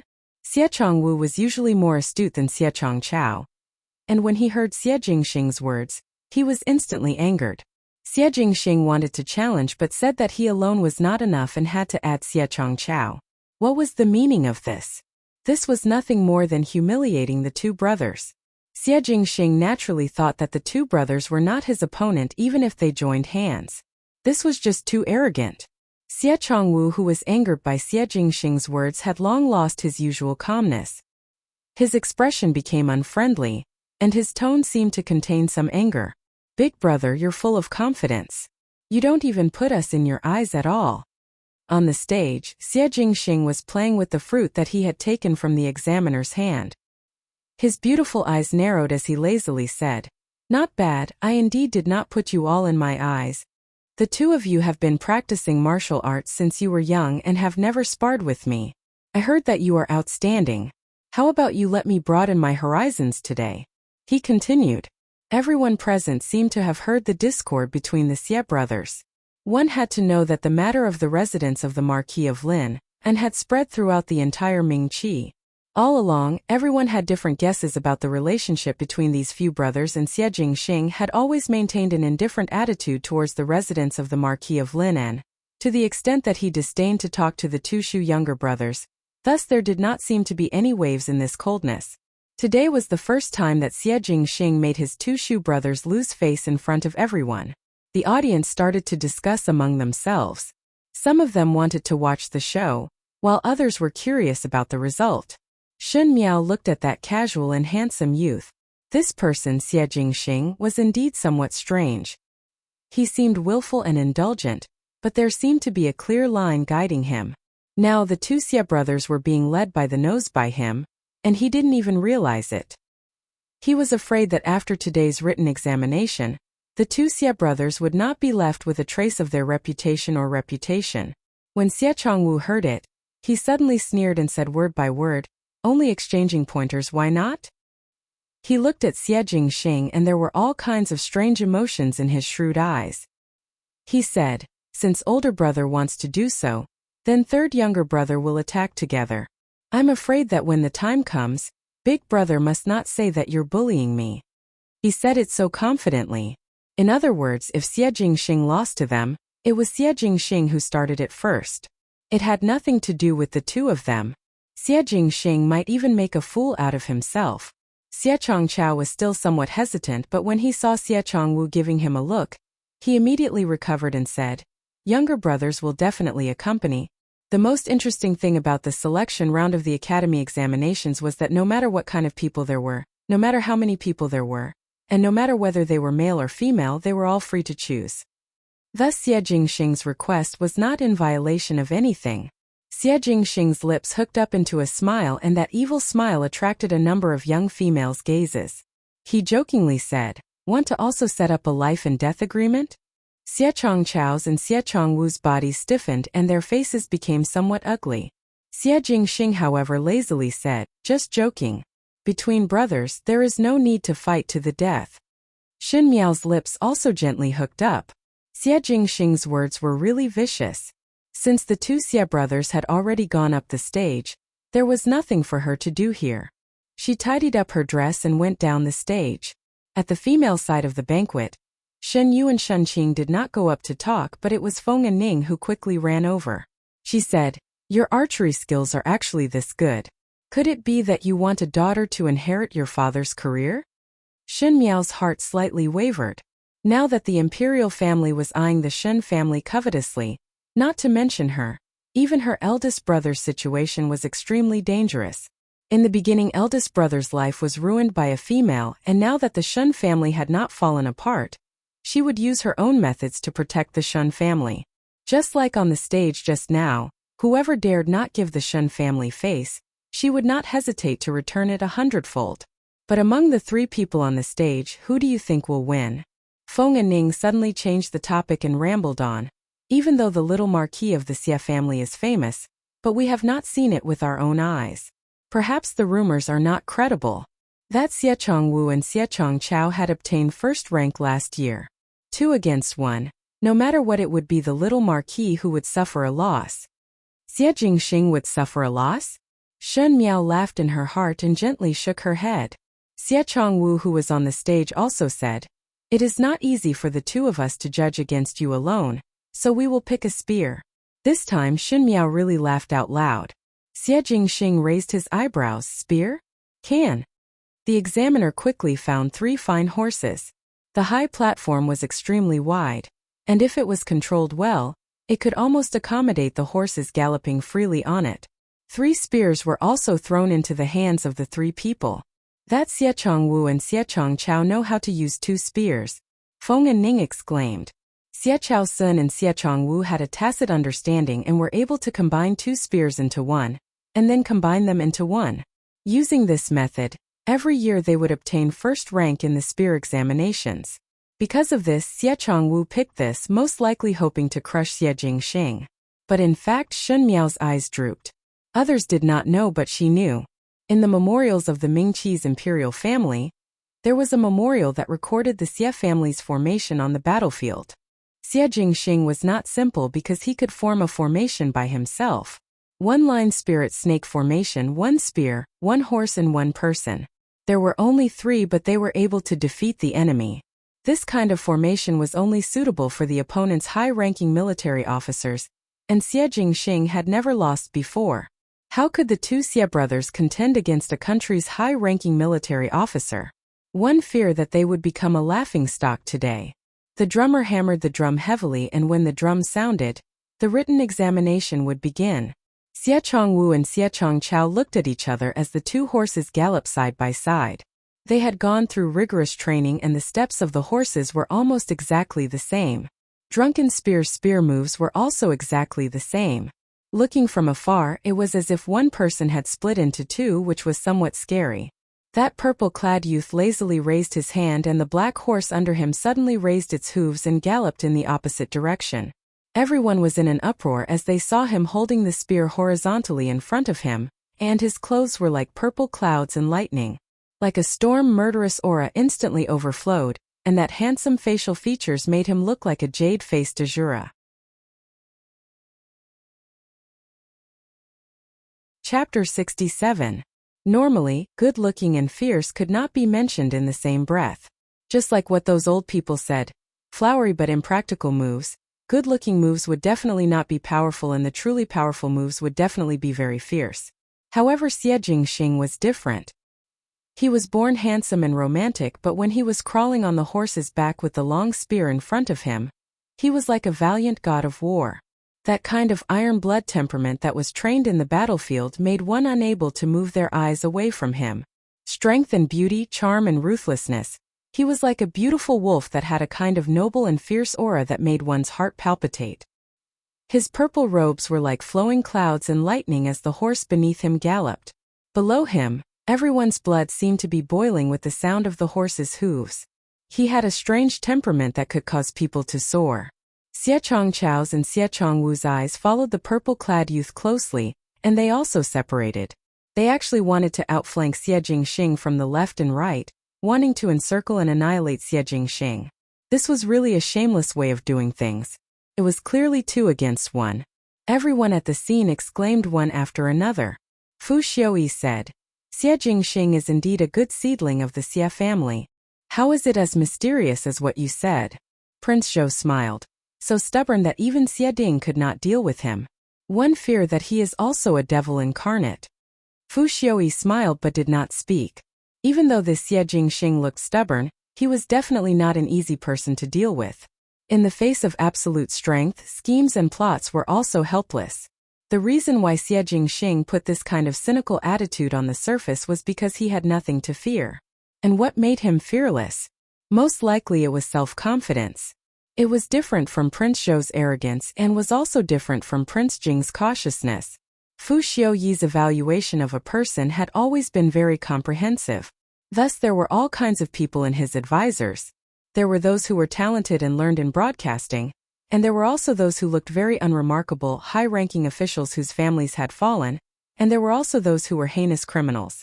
Only using talent, character, bearing or the attitude of handling matters were not important to him. Xie Jingxing was such a dazzling person and one really wanted to keep him for one's own use. Unfortunately, he came from the residence of the Marquis of Lineage, and the residence of the Marquis of Lineage, after all, could not exist in the Mingqi's rivers and mountains for too long. Putting down the regret in his heart, Fu Xiuyi continued to look up at the youth on the field. Xie Jingxing was being surrounded by the 2 Xie brothers, but agilely dodged left and right. It was like a snake.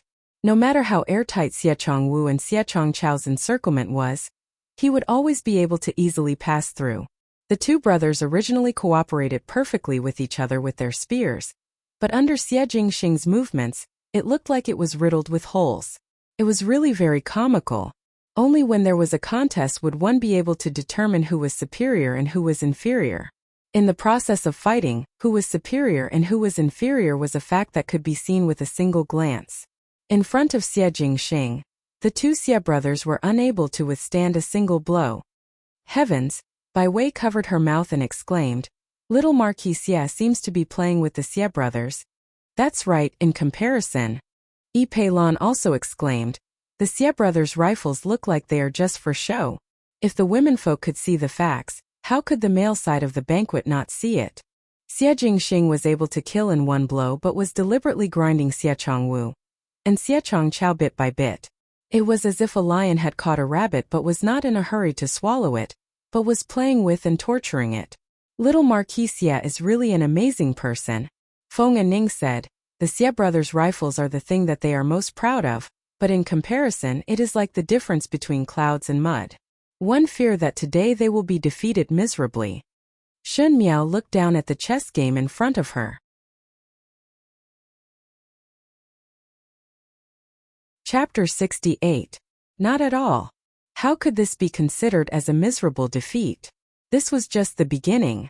She slowly placed the white pieces down and the 2 black pieces were swallowed in an instant. A small blank space appeared on the chessboard. On the stage, Xie Chongwu and Xie Chongchao were finally angered. They were like monkeys being played by Xie Jingxing for a long time, and their hearts were angry and humiliated. Xie Jingxing was clearly deliberately making it difficult for the 2 brothers to get off the stage, and knew how bad their performance was. Xie Chongwu's heart suddenly gave birth to a murderous intent. He stared fiercely at the purple-clad youth in front of him. The youth on the horse was extraordinarily handsome and his smile was very eye-catching. From birth, he was the proud son of heaven of the residents of the Marquis of Lineage. But even so, he was still dismissive of the residents of the Marquis of Lineage. No matter if it was the status of the heir or the favoritism towards Xie Ding, he was like the king of the jungle, a tiger that overbearingly blocked everyone's way of survival. How could one not hate him? In this extremely embarrassing situation, Xie Chongwu's perfect mask that he had always maintained was finally on the verge of breaking. He roared loudly and grabbed the long spear as he charged towards Xie Jingxing. At the moment when they passed each other, he viciously stabbed the long spear into the buttocks of Xie Jingxing's horse. Everyone was shocked. In the spear competition, there had never been anyone who attacked the other party's horse. Because the horse was a mount, it was highly possible to injure the other party. Falling from the back of a horse, it was common for one to rest for a month if it was light, while it would be heavy if one's arm or leg was broken or even one's neck was broken. After all, the academy examinations was just a means to evaluate the students and there was no need to be so bloody, so such a situation had never happened before. Xie Chongwu's method was really a despicable act. Xie Chongchao was also shocked by Xie Chongwu's actions but very quickly he understood. Almost without any hesitation, he rode the horse below him and charged towards Xie Jingxing's direction.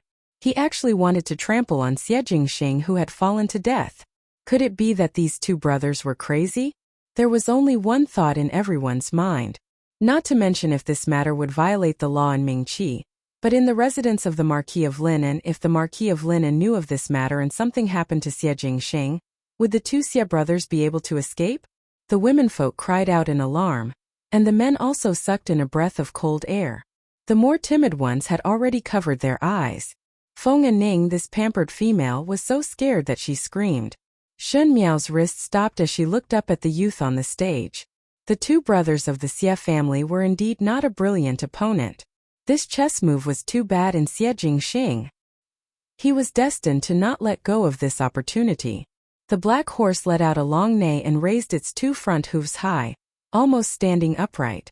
Then it struggled frantically. The purple-clothed youth twirled the long spear in his hand in a beautiful flower, but he kicked the horse's hooves. The long spear was bent horizontally, and the horse's two hooves were fiercely tripped. The handsome horse fell to the ground, but it did not stand up again. Before everyone could react, Xie Jingxing's toes tapped lightly, and without saying a word he leaped up. His figure was out of this world, and he was as suave as a flying immortal. With a flick of the long spear, Xie Chongwu was flipped onto the ground. His other hand casually picked up a stone and flicked it, and it all hit the knee of Xie Chongchao's horse. Xie Chongchao could not dodge in time and fell down. The two brothers were flipped off their horses in a short moment. Xie Jingxing's foot lazily stepped on Xie Chongchao's shoulder, and the other hand pointed the long spear at Xie Chongwu's head as he said with a smile that was not a smile, "Even dare to sneak an attack on older brother. Really? Overestimating one's capabilities."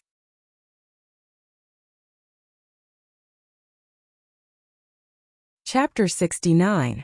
The youth on the stage had a natural grace and in a day and night, he was able to defeat the enemy. Even though he was not old, his performance was not inferior to those older people. If one were to say that he had the capital to be arrogant, then he indeed had it. As such, the superior and inferior were immediately seen.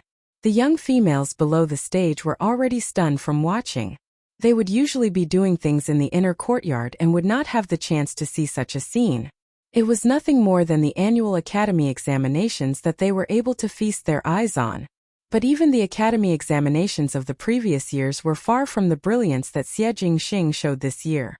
Most of the young females admired heroes, and in addition to Xie Jingxing's outstanding appearance and bearing, naturally he won over a batch of hearts. There were some youths who were jealous, but most of them were amazed. Su Mingfeng looked from the pavilion far away and smiled as he shook his head. So the matter that he mentioned was worth celebrating was this. This kid is still as arrogant as before. But Su Mingfeng also knew that what was revealed today was just the tip of the iceberg. Xie Jingxing was a person that was deeply hidden and did not reveal anything. Now that he was like this, did he want to express something to that person's actions? His expression gradually became serious as he was somewhat unable to see through his good friend's decision. That little marquis of the Xie family is indeed extraordinary. There was some worship on Feng and Ning's face. I think that in the entire Ding capital or even the entire Mingqi, there is no one in the younger generation that could be on par with him. Xin Miao shook her head. Xie Jingxing's forte was after all not in competing here. What he was good at was the most refined combat experience. In fact, if he was not harmed by the imperial family of Mingqi in the past lifetime, otherwise with the Xie family's military strength and Xie Jingxing's prestige in the army, he would be able to split half of the Mingqi's imperial family. It was just that. The defeat of the Xie family was still somewhat of a mystery. Xin Miao sighed in her heart. In the past lifetime, she wholeheartedly helped Fu Xiuyi, and did not know much about the Xie family's matters. Now she was somewhat at a loss. Xie Chongqiao and Xie Chongwu were angered by Xie Jingxing's words to the point that they wanted to vomit blood. Xie Jingxing's actions looked light, but only the both of them knew how serious his injuries were. But the surrounding people did not sympathize with the Xie brothers at all because Xie Chongwu and Xie Chongqiao had used despicable means to sneak attack. The most important thing in the academy examination was fairness. The actions of the Xie brothers not only made the audience look down on them, but the examiner on the stage also looked down on them. After today, the good reputation that the two of them had previously accumulated would vanish into thin air. What a good plan, Shen Miao said softly as she looked at the purple-clothed youth standing with his arms crossed in front of his chest. Today Xie Jingxing had led the two Xie brothers by the nose. Thus the two Xie brothers lost their usual sense of propriety, and used underhanded methods to harm others. He had probably woken up by now, but it was already too late. To play tricks in front of everyone, the difference between the Di and Shu sons of the residents of the Marquis of Lin and was very clear today. Xie Jingxing said lazily to the two of them, "The victor is already decided. Who else wants to challenge?" The audience was silent.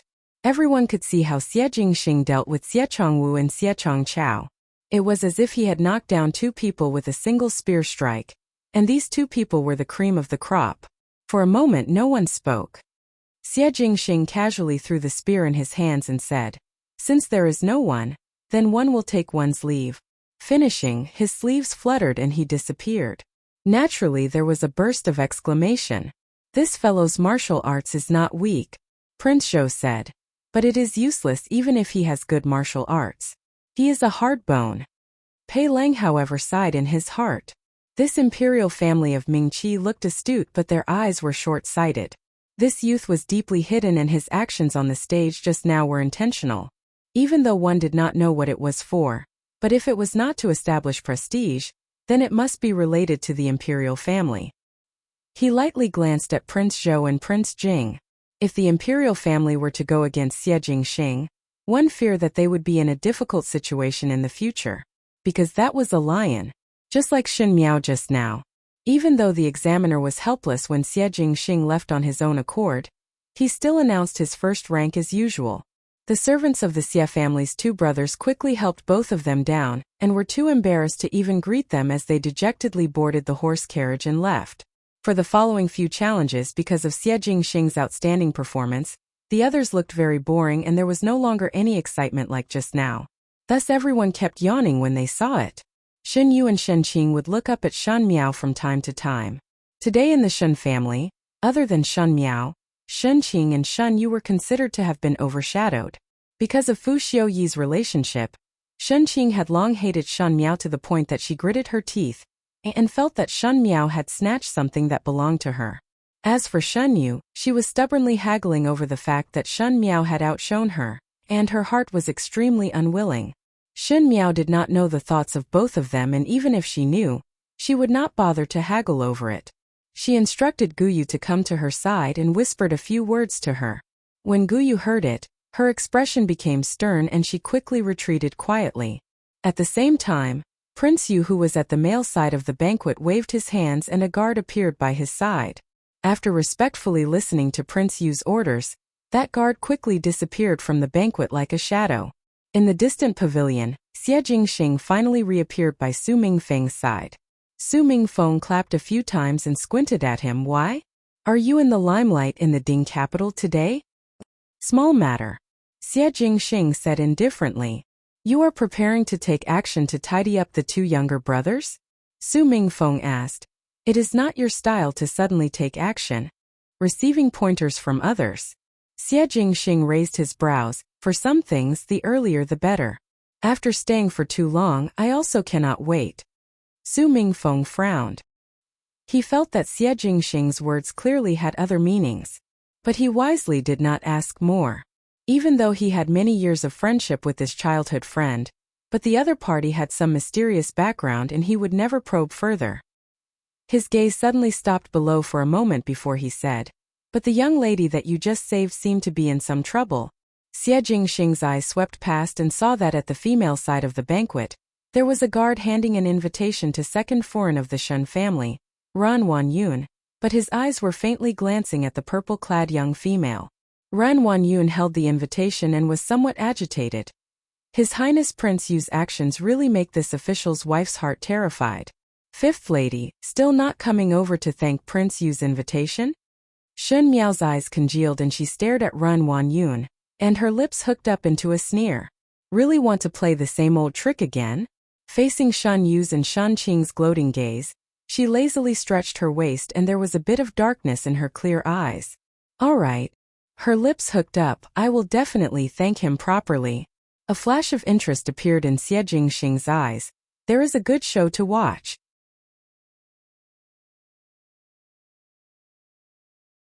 Chapter 70. On the carriage back to the Shen residence, Shen Miao still sat alone in the carriage. Gu Yu and Jingzhe who were by her side were worried for her. That Prince Yu of the first rank's notoriety was known to the entire Mingqi. But he sent an invitation to Shan Miao. Not to say that it was inappropriate for a young lady like Shan Miao to go. Anyone with discerning eyes could see what Prince Yu of the first rank had in mind. If Shen Xian was here, he would definitely reject it with all his might. But now that Shen Xian was not here, the two Shen family sisters-in-law had ulterior motives. In the past when Shen Miao was urinating, now with Shen Miao's age, she was able to think about marriage, so naturally the idea was placed on her head. Jingzhe endured and endured but finally could not help but said, Young lady, that Prince Yu of the first rank, what about today's matter? Why don't we send someone to write a letter to Master? If Master knows about this, he will definitely rush back.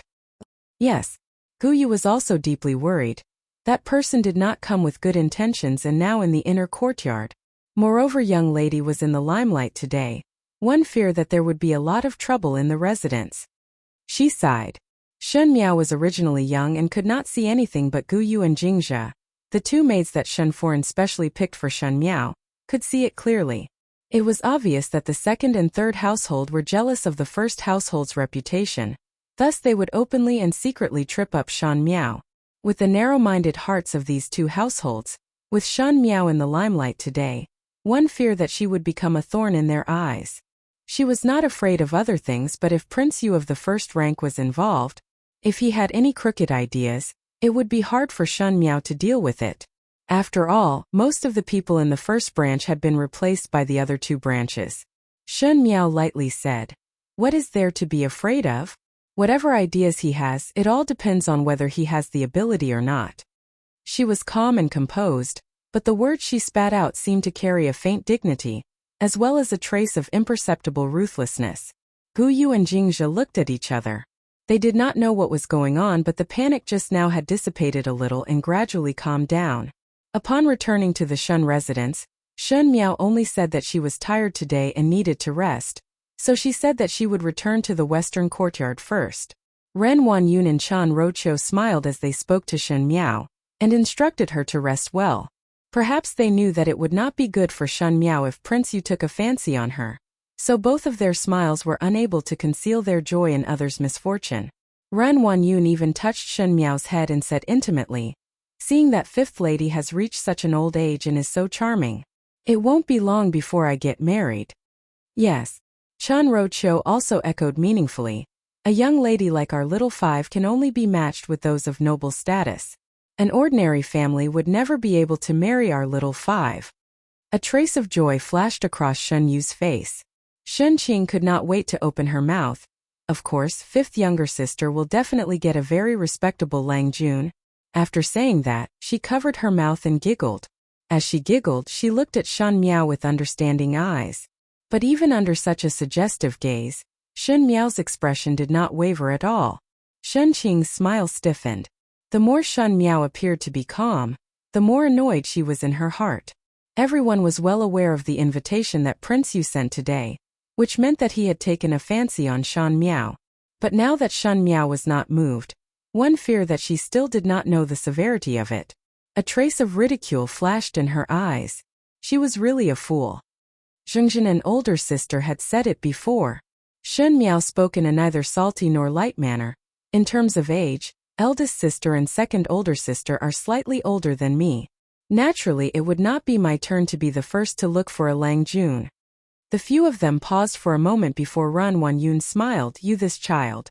Sigh, it is all because eldest Bo is not in the capital. Zhen also love you dearly. As for eldest sister and second older sister, your third Shen and I are in the Ding capital, so naturally there is no need to worry. Is it? Shen Miao gently asked back. Her pair of clear eyes did not seem to have any expression, but it made one's heart tremble. It was as if when one was looked at by that pair of eyes, one's thoughts would not be able to hide. She smiled gently. Since Zhengzhen are so worried about me, in the future I will have to repay one or two. She said it lightly, but Ren Wanyun and Chan Roqiu did not know why, but a trace of uneasiness flashed in their hearts. But they immediately threw this absurd thought to the back of their minds. Even though Shen Miao was a little clearer now, but she was after all a 14-year-old little girl, how big of a wave could she create? Moreover, thinking of Prince Yu's matter, both of them were somewhat proud. Sai, fifth lady, need not be so polite. We are all one family. Ren Wanyun smiled. Since you are tired, then go back and rest first. Your second Shen and I still have some matters to do. Gu Yu, Jingzhe, protect fifth young lady well. Gu Yu and Jingzhe complied and left with Shen Miao. After they left, Ren Wanyun and Chan Roqiu looked at each other and saw the schemes in each other's eyes. After half an incense stick of time, Rong Jingtang's old Shenforen frowned. You all say that Prince Yu of the first rank has taken a fancy to fifth girl? Shen Yu and Shan Qing were banished to the inner hall as it was inconvenient for them young ladies to participate in these matters. Even so, both of them still secretly ran behind the screen and ignored Zhang Mama's dissuasion to eavesdrop on the conversation in the hall. Not bad. Ren Wanyun's face was full of smiles, but her words were dignified. Fifth girl's results in today's academy examinations was brilliant and made Prince Yu to have a whole new level of respect for her. Since the invitation was sent, it means that he has the intention to have fifth girl. Daughter-in-law see. One fear that our Shen residents can also have a Qin Wang Fei. When Chan Roqiu heard that, the corner of her lips twitched. This Ran Wanyun's words were dignified, but that Prince Yu of the first rank had taken a fancy to Shan Miao, but did not say that he wanted to marry her officially. Moreover, even if he really married her, with Shan Miao's life, one did not know how long she could last. One feared that she would not be able to be a Wangfei for a few days before the fragrance and jade perished. After all, the notoriety of Prince Yu of the first rank was known by everyone in the Ding capital. Hearing that, old Shenforen's expression sank a little. In her heart, she naturally did not wish for the first household to do well. Why should the son of that person who had died for many years be better than hers? Previously, when the old general was still alive, he favored the first household, and now that the first household wanted to have a Wangfei, it really made her extremely unhappy. She immediately said, with fifth girl's temperament, how can she be a Wangfei? Eldest girl or second girl is more like it. Old Shenforen stayed in the inner courtyard all year round and only knew how to enjoy. She really did not know anything about the matters outside. Hearing her words, Chan Roqiu's and Ren Wanyun's expressions changed at the same time. Shen Yu and Shen Qing, who were hiding behind the screen, also jumped in shock. One must know that old Shenforen did not know, but both of them knew. Upon entering the residence of Prince Yu, there was only the situation of being tortured to death, and it was a hellish fire pit. Ren Wanyun quickly spoke. Mother, it is not like this. We naturally wish for fifth girl to be well. Even though His Highness Prince Yu is a widower and older in age and his reputation is not very good, but fortunately his family is good. She thought of something and her lips hooked up. In the future, when seventh son grows up, it would be better to have His Highness Prince Yu to take care of him. If fifth girl had any mishap, His Highness Prince Yu would take more care of seventh son as compensation. To actually use Shen Miao's life to exchange for Shen Yuanbo's future. Chen Roqiu glanced at her second sister-in-law. It was indeed a good scheme.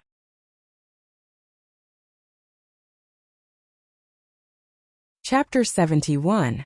Since Ren Wanyun had already said it like that, old Shenforen was not that stupid to not understand the meaning behind Ren Wanyun's words. Hearing Ren Wanyun's tone, that Prince Yu of the first rank was a devil-like character, and if Shen Miao fell into his hands, it would only be a nicer-sounding name. The one who really benefited was the Shen family. As for Shen Yuanbo, he was indeed old Shenforen's darling. To use Shen Miao to pave the way for Shen Yuanbo, this idea was in line with old Shenforen's intentions.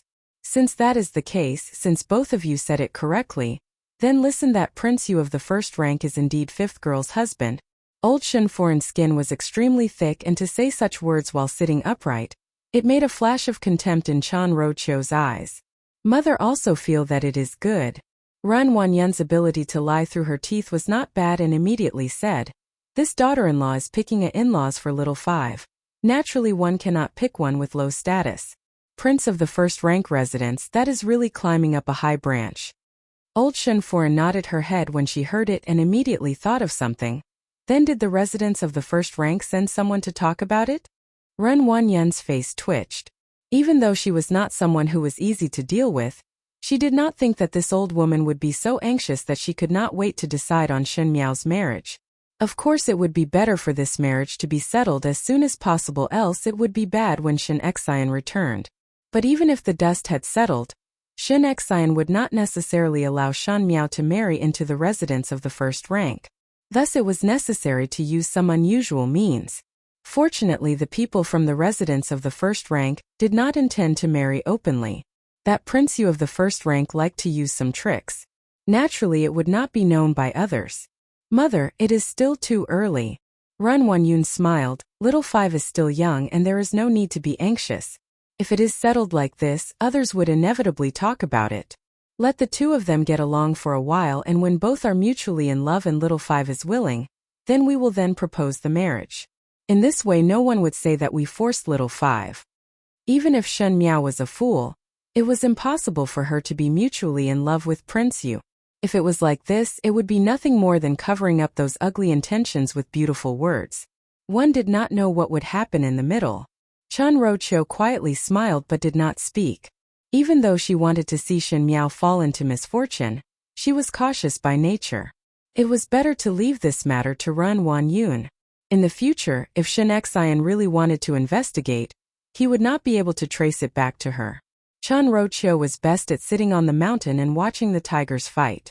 Behind the screen, Shen Yu and Shen Qing had some fear in their hearts. They did not expect that in just a few short sentences, Shen Miao's lifelong event was decided. To a female, a husband meant happiness for the rest of her life, and Shen Miao was destined to be unlucky.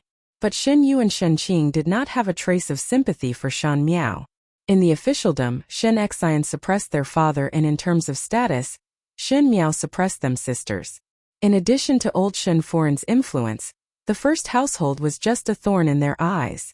Seeing Shen Miao fall into misfortune, they could only rejoice in her misfortune. Even though old Shenforen did not know anything about housekeeping, she was proficient in the fights between the females in the inner courtyard, especially these sinister means. Initially she was able to become the matriarch of the general's residence from a small singing girl. Not only because of her seductive face, her means were naturally ruthless. Thus after listening to Ren Wanyun's words, she understood the meaning behind it and smiled. Oh, as such, then let fifth girl get closer to Prince Yu. Indeed, this kind of matter, if we really force fifth girl, it would not be beautiful if eldest brother got angry. Her current appearance was already mean, and to put on this kind of loving attitude, it would only make one feel that she was like a weasel squeezing a smile, with malicious intentions. Shen Yu and Shen Qing shivered at the same time and quickly retreated far away from the screen. In the western courtyard, under the oil lamp, Shen Miao sat quietly. There was a piece of snow-white parchment in front of her. There was nothing on it, but the brush and ink had already been ground. It seemed that she wanted to write, but after a moment she sighed softly and put the parchment away. It was good to prepare for a rainy day, but now she was just an unmarried daughter, and could only rely on a lot of information that she had grasped. But these things on the current her could not bring out the greatest effect. Sure enough, the road still had to be walked out step by step. Guyu and Jingzhe saw her sighing and thought that she was thinking about Prince Yu's matter. Guyu went forward to comfort her. "Young lady, please be at ease. If that side really have any malicious intentions, these servants will protect young lady even at the risk of our names. If it really cannot be done in the capital, it is not that there are no families that are on good terms with master. The most?"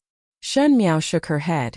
"The residence of the prince of first rank has a high position of power and is also protected by the imperial family. No matter how good father's relationship with others is, he would not risk the danger of becoming enemies with the imperial family to protect me." Not only that, the imperial family was eyeing the Shen family covetously, and if one were to act rashly, it would make the suspicious imperial family of Ming-Chi suspect that Shen Xian was colluding with others. After all, it was not a good thing for any emperor to have one's own officials walking too close to each other. Or else it is better to write a letter to master. Jingzhe said, "Even though master has military duties, but eldest young master is only attached to the army and did not have any orders to transfer. If one were to return to the Ding capital, one would not be punished by the higher-ups. With eldest young master around, he would be able to protect young lady. Eldest brother would need more than a month to rush back from the northwest region, so how would he be able to make it in time? Do you think that they will endure for that long?" Shen Miao said lightly. Shen Xian's deterrence would make them take action in the shortest time possible. Using raw rice to cook rice and with a few words of intimidation, one would be able to make her obediently obey. Perhaps Shen Miao would, but Empress Shen, who was bathed in blood and tears in the inner palace, would never. Then what can be done? Guyu's and Jingzhe's expressions changed greatly. Even though they knew that the matter was not good, they did not think that it would be so serious. With Prince Yu's methods, any young lady that he fancied in the Ding capital, even if they were from a high-ranking official's family, would be defiled. At the end, the imperial family would come out to appease them, but there was nothing that could be done.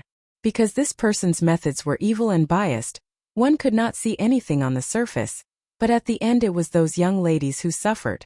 What to do? Others are unreliable. Shen Miao looked at the dancing fire. It is better to rely on oneself.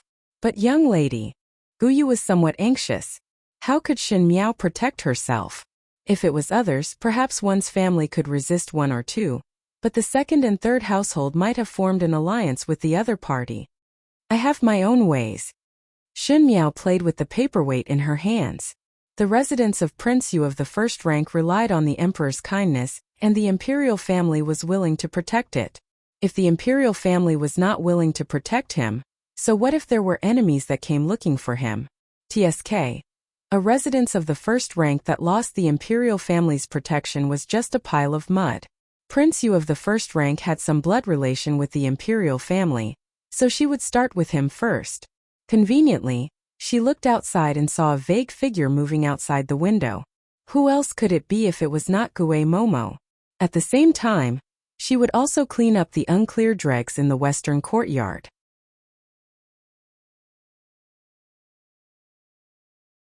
Chapter 72. After this year's chrysanthemum banquet, the main topic of discussion in the streets and alleys of the Ding capital had finally changed its name. The little Xie Marquis of the residence of the Marquis of Lin, and used an extremely strong stance to extinguish the prestige of the two Shu brothers. Even though he was arrogant in his actions, but in a short period of time, he displayed a graceful bearing which made people understand that the name of the jade-faced Azura on the battlefield was not an undeserved reputation. The other person was the idiot Shen Miao. It was as if she had been reborn, or perhaps it was because the blood in the Shen family's bones had finally been aroused. The stupid and cowardly Shen Miao had faded away, and Kai Lin did not make a sound when confronting Kai Lin. His aggressive and fierce temperament made the youths and young ladies of the same generation rather fearful.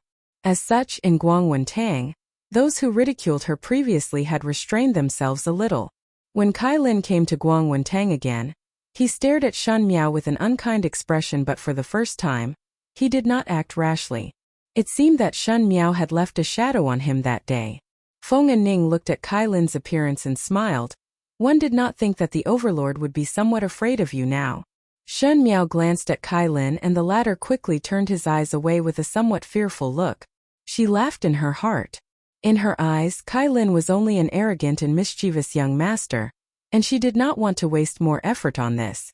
Moreover, the Kai family was not far from being annihilated, and in the future this noble young master would have to suffer a lot.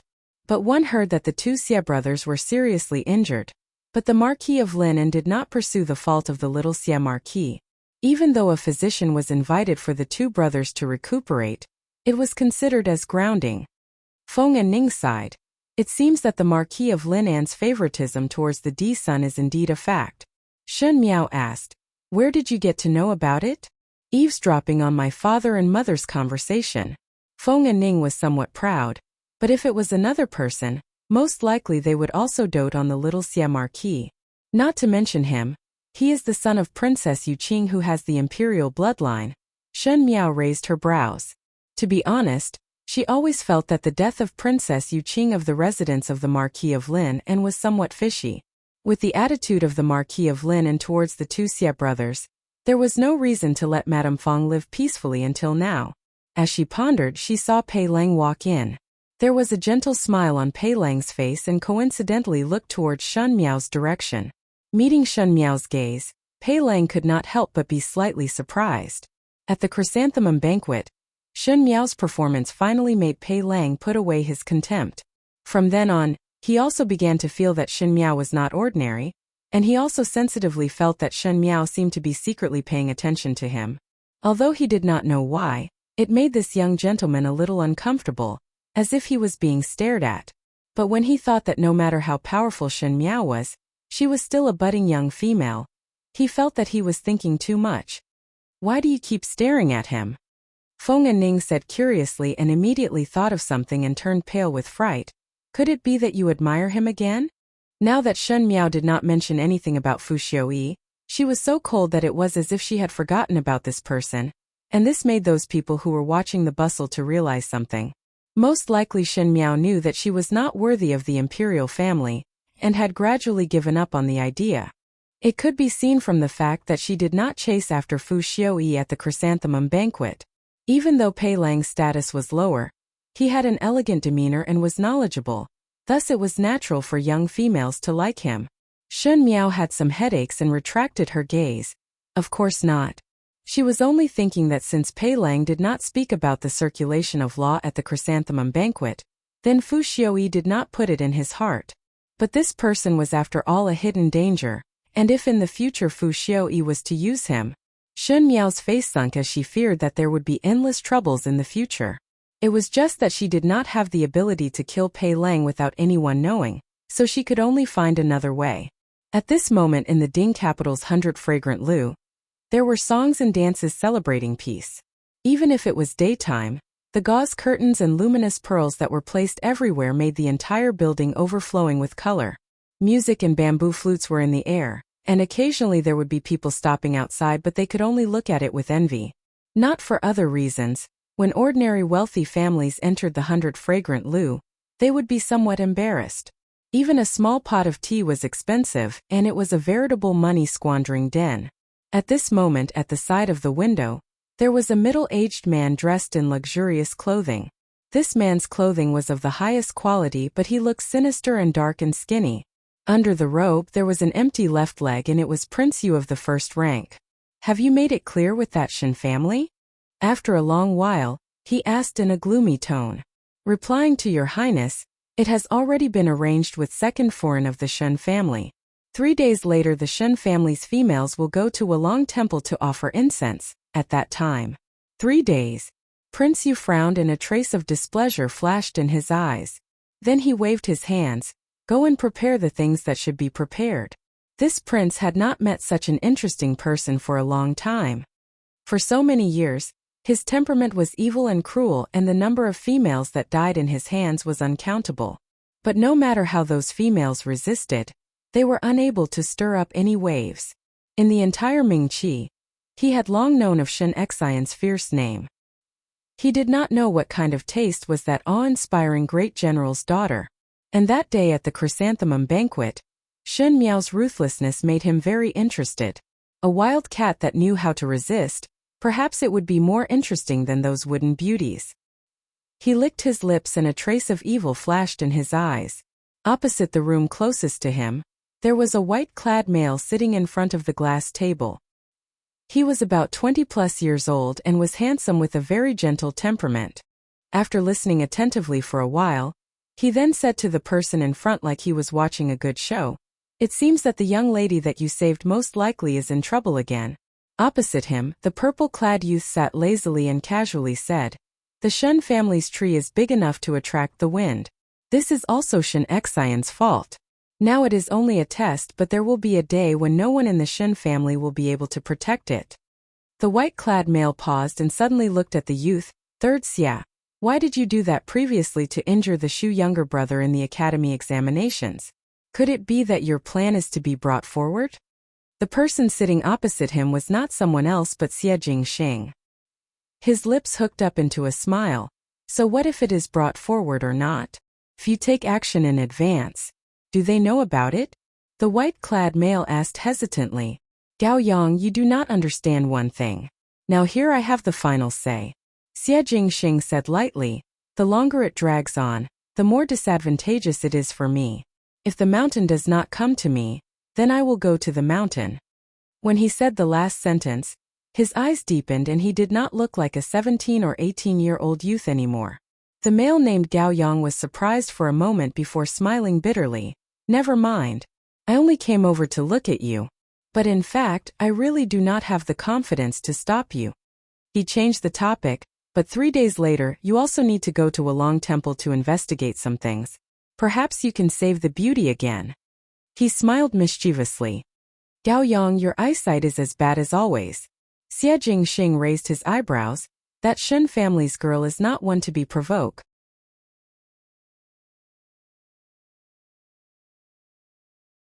Chapter 73. After school, Shen Yu walked in front of Shen Miao and said with a smile, "Today young lady Yi invited me and eldest sister to the residence and will not go back with you. Fifth younger sister, you should return first." Yi Peilan and Shen Yu were naturally close and only ignored Shen Miao when she sent them invitations.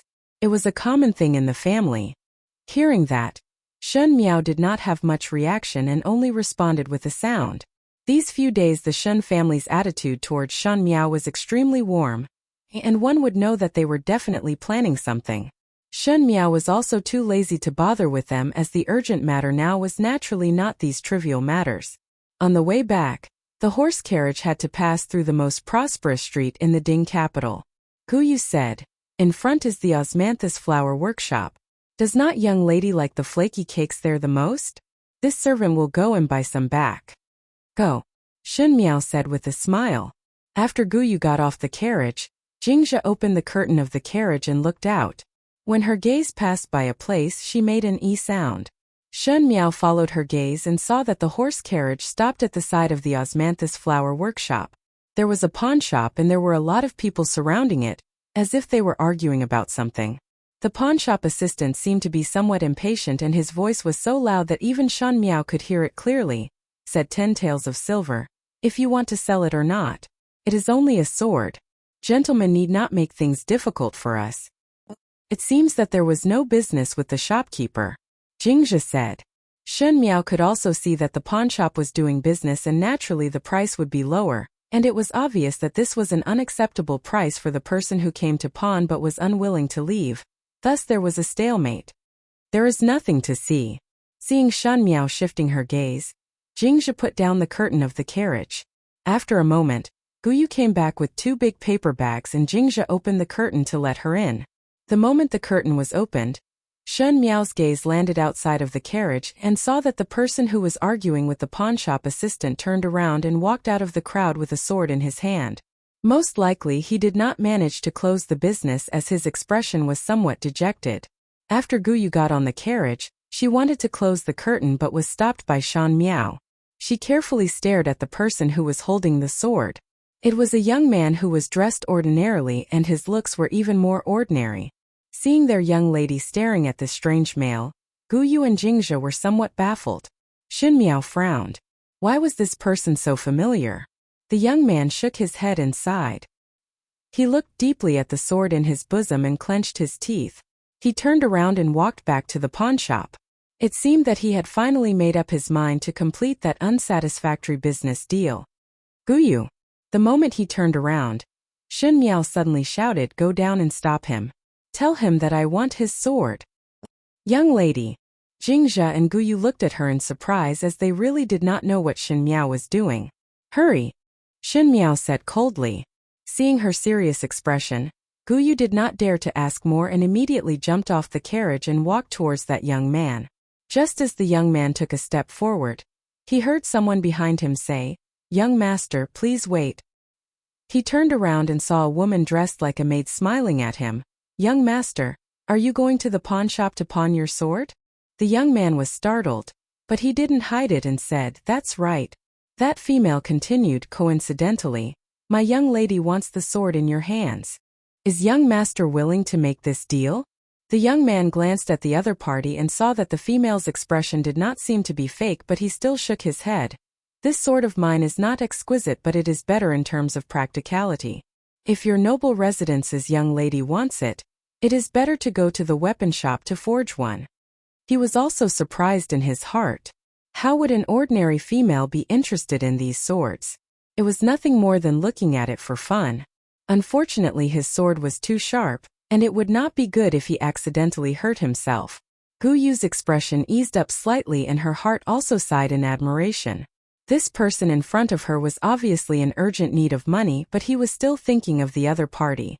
It seemed that he was an upright person. Previously, when Xun Miao inexplicably wanted to buy this person's sword, she was still somewhat worried, but now it seemed that the other party was not a bad person. Thinking of this, Guyu's expression became softer as she said, "My young lady sincerely wants to make this business deal with young master. Young master might as well step aside to talk." The other party most likely did not expect Guyu to be this stubborn, and after glancing at the pawn shop, he helplessly nodded, "All right." When they reached an empty alley, one saw a horse carriage parked in the alley. Guyu walked to the front of the horse carriage and softly said, "Young lady, he is here."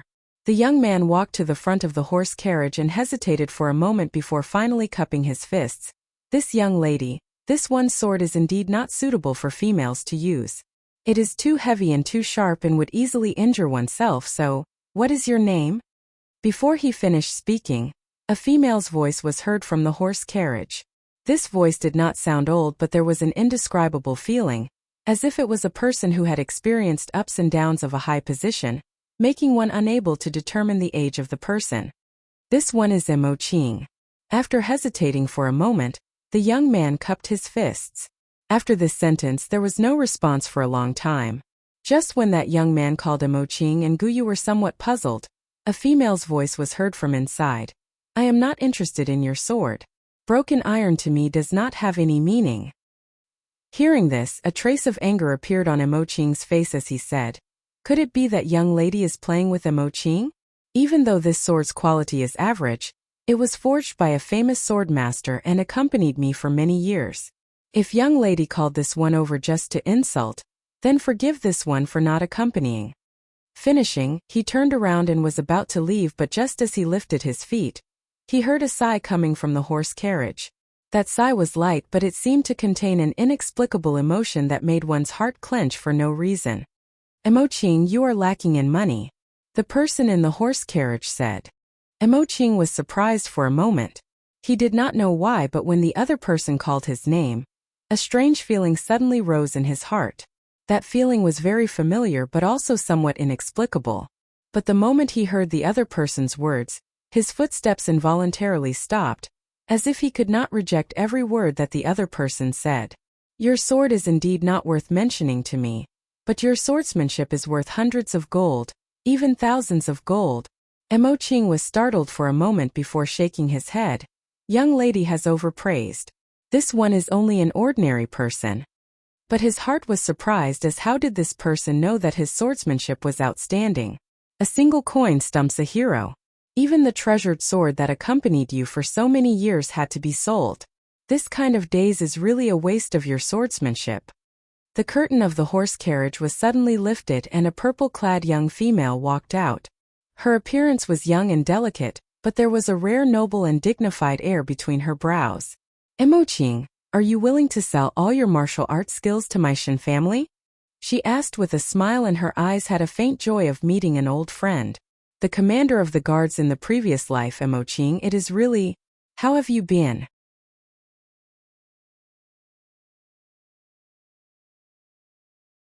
Chapter 74. This young lady. Emoqing was slightly startled and frowned as he looked at the young female in front of him. He knew that some rich families did not treat human lives as human lives, and buying a servant was like buying a livestock. At this moment, this young female's meaning was most likely to see him as one of those servants, and naturally there was a kind of displeasure in his heart. But when he looked at the other's eyes, the displeasure was like a fog that instantly dissipated. The gaze that the other person looked at him with was not one of arrogance and disdain, but had a touch of gratification and respect. This made his heart unknowingly become suspicious, and he subconsciously blurted out, "Has young lady and this one met before?"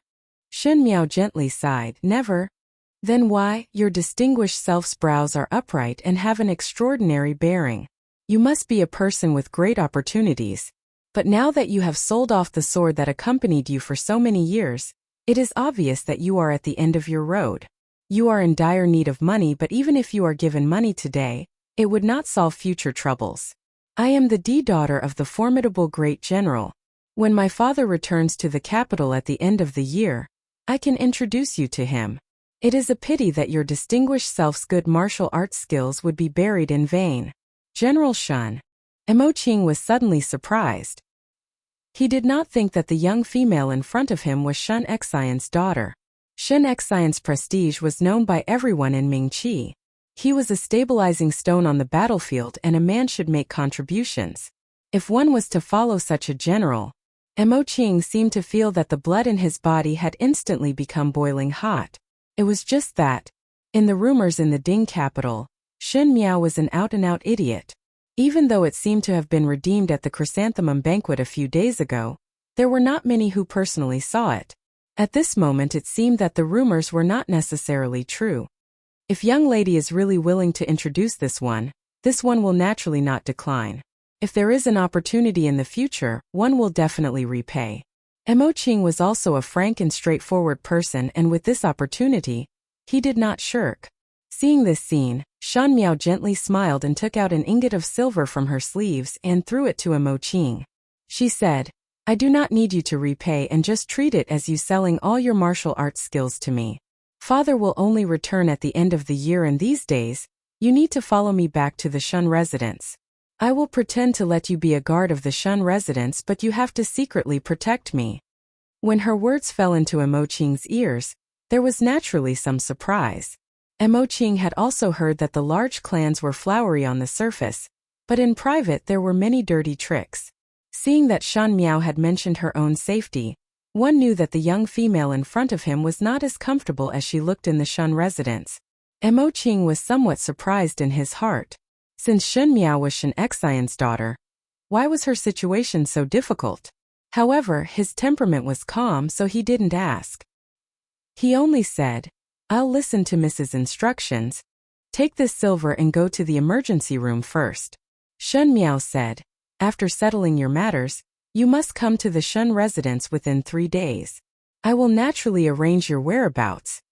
Emoqing cupped his fists again.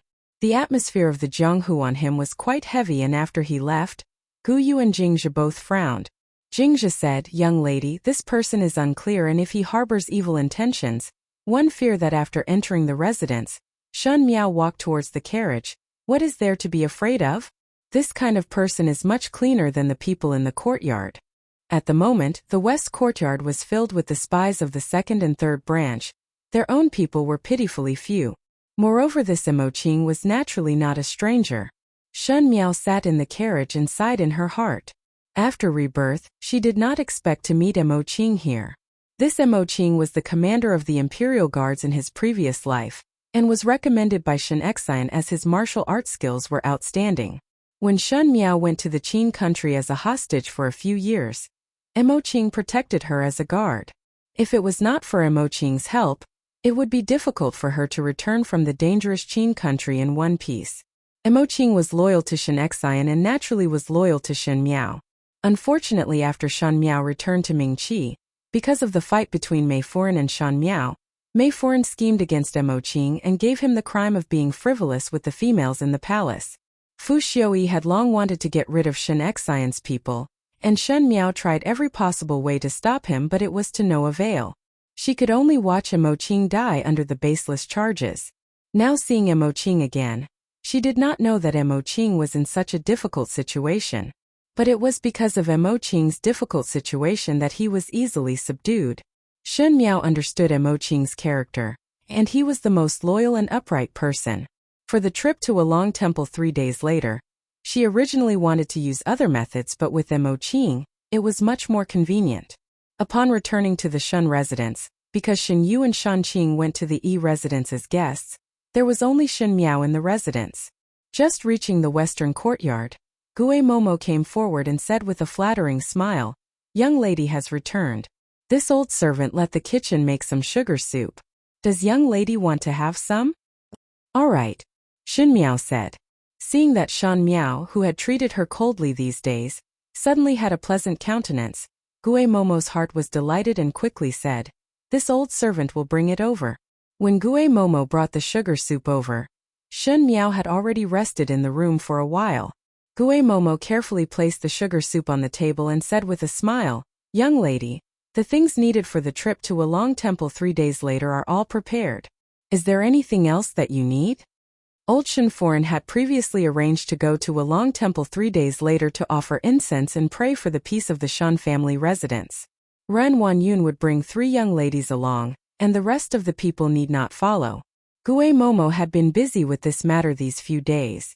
Shen Miao swept a glance at her and said in a neither light nor heavy tone, "Momo is really enthusiastic about this matter." Gue Momo was sluggish for a moment before smiling.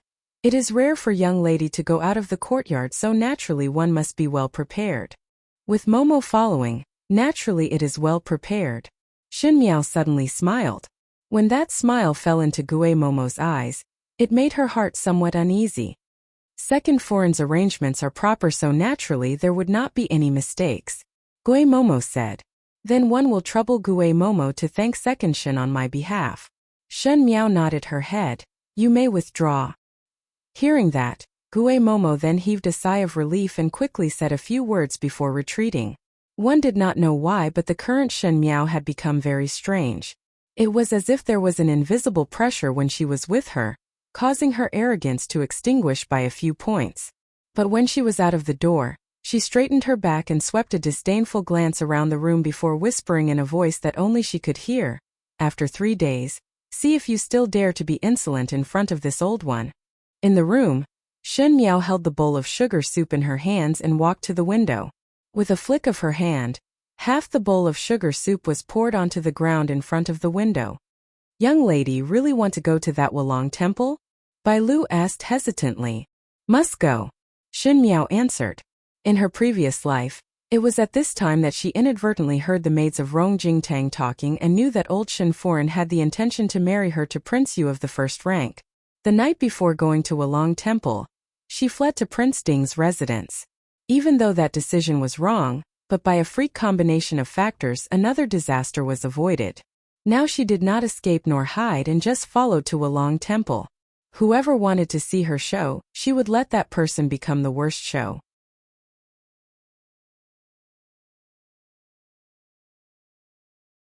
Chapter 75. Earlier than what Shen Miao expected, on the second day, Emoqing came to the Shen residence's gatehouse to be a guard. Shen Miao had previously let Shuangzhang side to stuff money into the gatekeeper, and thought that it was Shuangzhang's distant cousin.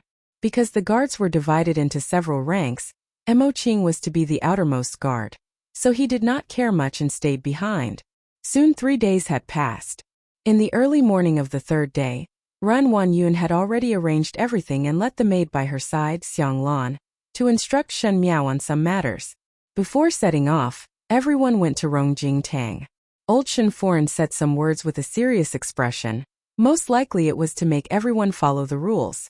On normal days they would not go to Wulong Temple to offer incense because Wulong Temple was slightly more remote. Even though it was famous, the incense offerings were not as vigorous as those in the nearby cities. But for some reason this time he had to give up what was near and seek what was far away. Shen Qing appeared to be extremely happy and said that she would definitely pay her respects to Buddha along with old Shenforen. And Shen Yuanbo old Shenforen heard it, and her attitude towards Shen Qing was much gentler. Before leaving this time, he also brought along some bodyguards to ensure the safety of the young ladies of the Shun residence. Shen Miao stood in front of the carriage but did not move for a long time. When Ren Wanyun saw this, she frowned and asked, "Why is fifth lady not moving?" "It is just that the guards are a little thin and to prevent any accidents, second Shen might as well send more guards to follow," Shen Miao said. Ren Wanyun's brows wrinkled as she did not think that Shen Miao would raise this question at this time. But today everything had been arranged properly. Ren Wanyun smiled. "Fifth lady, we really brought quite a lot of manpower. We can't take all the guards of the Shun residence with us. If there are too many people it would be more inconvenient. Let's just leave it like this." Shen Miao however stubbornly shook her head and did not move. When Shen Yu and Shan Qing saw this, Shen Yu did not say anything but Shan Qing was unhappy in her heart and followed up. "Our Shun residence is not some imperial family. How much extravagance does fifth younger sister want? I've never seen eldest uncle so picky when he goes out." She then took out Shen Xian and said. Just as her voice fell, Shen Miao glanced at her. That glance was as light as a feather, but it caused Shan Qing to suddenly feel a chill run down her spine. "Add 2 more. Shen Miao pointed to the 2 guards at the side of the door. "They will do." Seeing that Shen Miao did not bring much and only added 2 people, Ren Wanyun's heart was relieved as she did not want to waste too much time on this matter. 2 people would not be able to affect the overall situation, so she put on a difficult expression and Ren Wanyun said, "Fifth sister, you really? Never mind, when did second Shen not listen to you? Do as you please." She instructed Xiang Lan, who was beside her, "Go and call those 2 servants over, and follow us out of the city." "Many thanks to second Shen." Shen Miao's lips hooked up into a smile. Seeing that Ren Wanyun at the end still followed Shan Miao's idea, Shen Yu only looked at Shan Miao strangely but Shan Qing fiercely stomped her feet and glared at Shan Miao before turning to leave. After boarding the carriage, Shan Qing deliberately did not speak to Shan Miao. Even though Shan Yu spoke to Shan Miao, there was some probing in her words. Shan Miao was too lazy to deal with her and spoke perfunctorily. It was Ren Wanyun who was in high spirits along the way and spoke to Shan Miao about their childhood, looking extremely close. If it was in the past, most likely Shen Miao would also be filled with admiration towards this kind-looking second Shun. But now looking at this matron, every move and action was filled with pretentious ugliness. In front of her who was used to seeing all kinds of people in the inner palace, it was really not enough. Setting off in the morning, it was only until the evening that they finally reached their destination, Yongjing Peak. Wulong Temple was located halfway up the Yongjing Peak with high mountains and deep valleys. If one were to go for an outing here in spring, there would be birdsong and fragrant flowers everywhere, with lush foliage and the scenery was pleasing. But now that it was early autumn, the vegetation had withered and it added a bit of desolation. Because Yongjing Peak was too far away from the Ding capital, the road to Wulong Temple was not easy to walk on.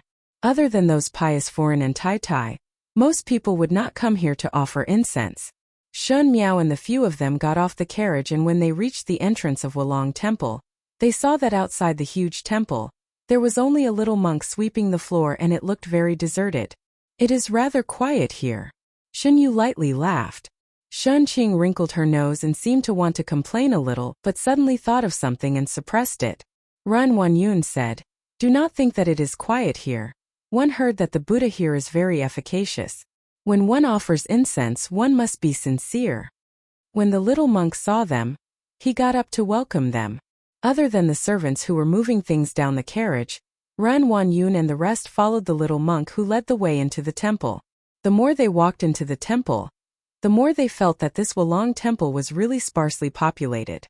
Not to mention the pilgrims, there were not many monks either. But the temple was spacious and as such it felt empty. If one were to stay at night, one feared that it would be somewhat frightening. When they saw the abbot divided the courtyard for the few of them. Originally each young lady had a room and the distance was very close, but when it came to Shan Miao's side, a slightly younger middle-aged monk beside the abbot said, "Really sorry, there is no longer a room for young lady in the southern pavilion. If young lady does not mind, how about the northern pavilion?" Everyone looked at her and Shen Miao smiled. "Sorry, I mind it very much." Fifth lady. Ren Wanyun softly reprimanded. "This is a Buddhist pure land. How can it tolerate your willfulness? It is just that it is somewhat strange." Shen Miao was unmoved. The incense does not seem to be very strong. So why are there pavilions that are full? That middle-aged monk also frowned. Most likely he had never seen such an arrogant young lady who started to comment on the temple without any explanation. But Shen Miao was not like those unruly young ladies who made a fuss. With such a reasonable attitude, one could not answer. Little benefactor does not know that even though there are not many pilgrims, there are many monks in the temple. That old abbot gently smiled and explained to Shan Miao. "But I am somewhat afraid to live alone. What to do?" she asked. This Ren Wanyun was still comforting her. "Fifth lady, just put up with it for one night. If you are able to put up with it for one night, Buddha will see your sincerity and offer incense tomorrow and one's wish will come true." If it was in the past, Shen Miao would have been coaxed when she heard these words. After all, she was a person who was amenable to coaxing but not coercion. Moreover, there was still Fu Xiuyi in her heart. One fear that for Buddha to realize her wish of being together with Fu Xiuyi, she would also suffer a small loss. But now it was somewhat different. Ren Wanyun also had some headaches. She did not know why, but the current Shen Miao was becoming more and more thorny. In the past, Shen Miao would believe whatever she said and was very easy to coax. But today there were repeated mistakes, and if Shen Miao was not settled early, one feared that in the future there would be more headaches in the Shen residence. "Why not like this?" Shen Miao said with a smile. "How about Shen and I stay in the northern pavilion? With someone accompanying, I will feel more at ease."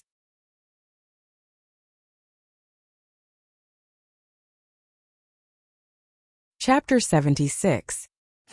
Ren Wanyun was somewhat hesitant. If she were to live together with Shen Miao and something happened to Shen Miao, it would be difficult for her to escape.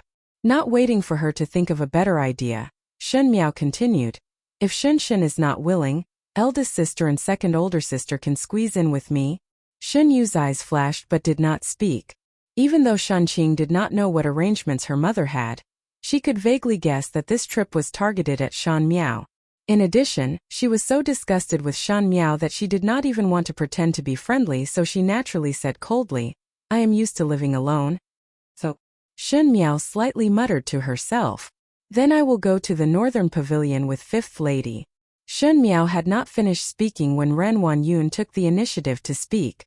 She was afraid that Shen Miao would have any changes at this time, and thought that it would be all right if they were to live together further away so that she would not be blamed for it. Shen Xian's heavens were high and the emperor was far away, so what she said would be the truth. Shen Miao smiled gently. "Then many thanks to second Shen for accompanying." Her words were polite, but Ren Wanyun could not help but raise her eyebrows, and instantly a face full of smiles appeared. "We are all one family." After solving the problem of living, the next step was to pack up. Because Shen Qing and Shen Yu said that they were somewhat tired, they did not eat together. It was brought to the room by the servants.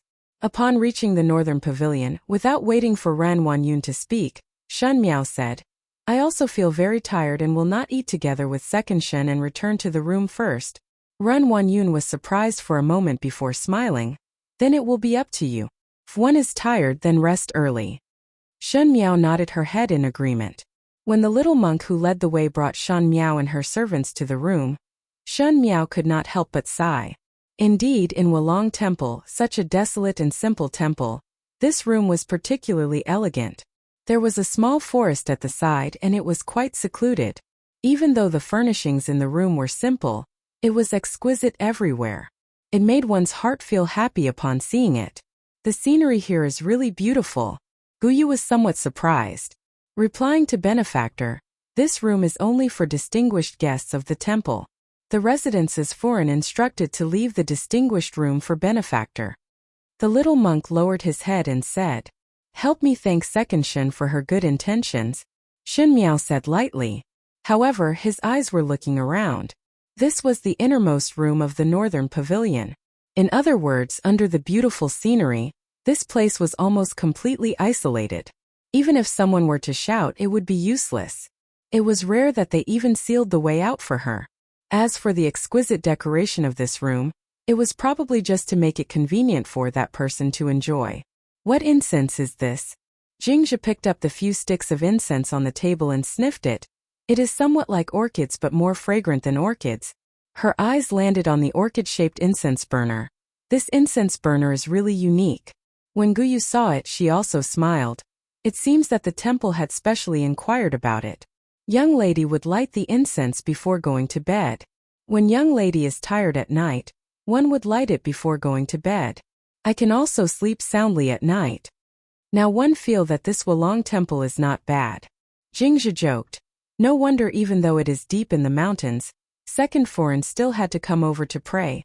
Shun Miao's brows slightly wrinkled and walked over to the small table.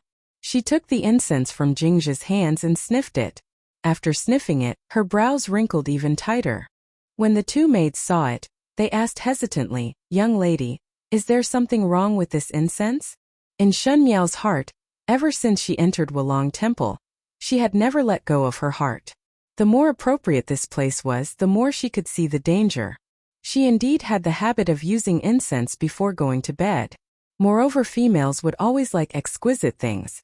That incense burner was made pitifully and adorably. Just to play with it, normal females would light incense to match the quiet and elegant environment. But for her it was not the case. The surviving females in the inner palace would use all kinds of means to climb up. Shun Miao had been the mistress of the 6 palaces for so many years in her previous life, so naturally she had a little bit of eyesight. She had seen a lot of these shady methods and things.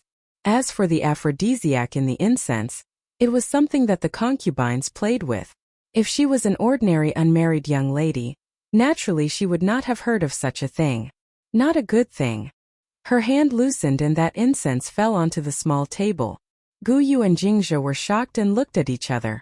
After a moment, Jingzhe said, "Then I throw this thing out?" "No need." Shun Miao's eyes landed on the small table. Ren Wanyun and that person had spent so much effort to prepare a good gift for her. If these methods were wasted, it would be a pity. Her lips suddenly broke into a sneer. "Keep it. There will be a need for it." In another room far away from Shun Miao's room, Ren Wanyun was sitting in front of the couch and in front of her stood a stooped old woman. It was not anyone else but Gue Momo. "You also know about tonight's matter. After success, there will naturally be benefits for you, but if it is a failure..." Ren Wanyun lightly snorted. "You know what the result would be without me saying it." When she spoke, there was no trace of her usual amiable appearance and her eyes made one feel cold. Gue Momo smiled flatteringly. "Foreign, rest assured. Leave everything to this old servant. This old servant will naturally not make any mistakes when doing things. It is expected that everything will go smoothly tonight." Ren Wanyun's expression then eased up. "Naturally, I trust you. After all, you are the closest person to Fifth Lady. We are doing this for the Shin residents. When Fifth Lady becomes sensible in the future, she will know the pros and cons and naturally know that you are doing it for her good, and will not treat you badly." Gue Momo nodded her head in agreement, but her heart was filled with disdain. In the future, when Shun Miao knew about this matter, it would be strange if she did not hate her to death. How would she think that it was for her good? Thinking of what would happen tonight, Gue Momo could not help but feel somewhat frightened. She did not expect that this eldest Shin foreign, who always had a kind face, would actually think of such a vicious method. After all, if this matter landed on any unmarried female, it would be a life worse than death for the rest of their lives. In the next moment, she saw Ren Wanyun giving Kaiju a look and Kaiju smiled as she took a sachet over and stuffed it into Gue Momo's hands. "This time one will have to trouble Gue Momo to take care of it." Gue Momo pinched it and found that the weight of the sachet was not light. A smile immediately blossomed on her face as she said, "Guaranteed that foreign will be satisfied." After saying a few more words, Gue Momo then got up and left. "Foreign really want to rest here tonight?" Xianglan asked. "This is after all the same as Fifth Young Lady's room." "No matter." Ren Wanyun waved her hands without much care. "Tomorrow morning it will be what I say." Perhaps when eldest Bo returns, it is unknown if there is still such a person in the world, so there is nothing to be afraid of. She smiled somewhat fiercely. Eldest Bo, eldest Saw, who asked you to block my Qing'er's path?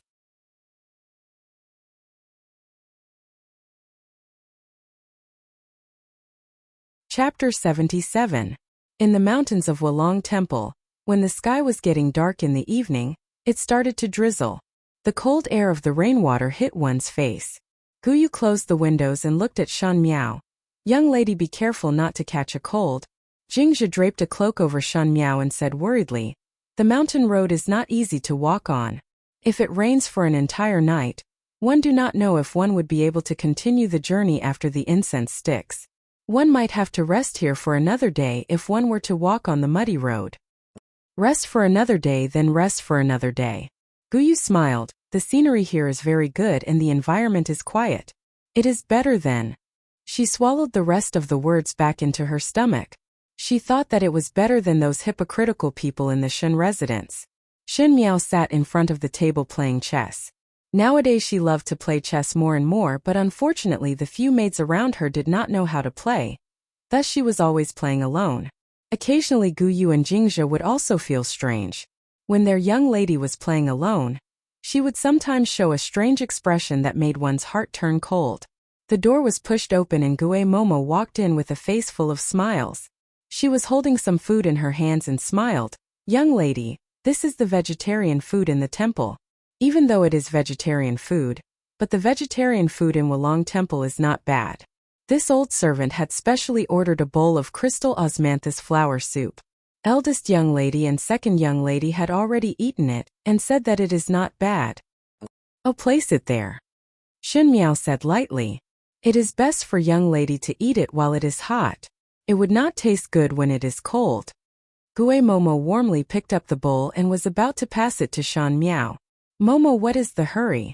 Jingzhe took the porcelain bowl from Gue Momo's hands without a trace and said with a smile, did not young lady say to place it there? Just now there was some discomfort, so it can be used after a while. Gue Momo's heart was somewhat annoyed, but seeing Shan Miao's non-committal look towards Jingzhe's words, she secretly gritted her teeth. Previously Shan Miao always took Gue Momo's words as the most important, and if Gue Momo had a dispute with the few maids, she would definitely punish the maids first.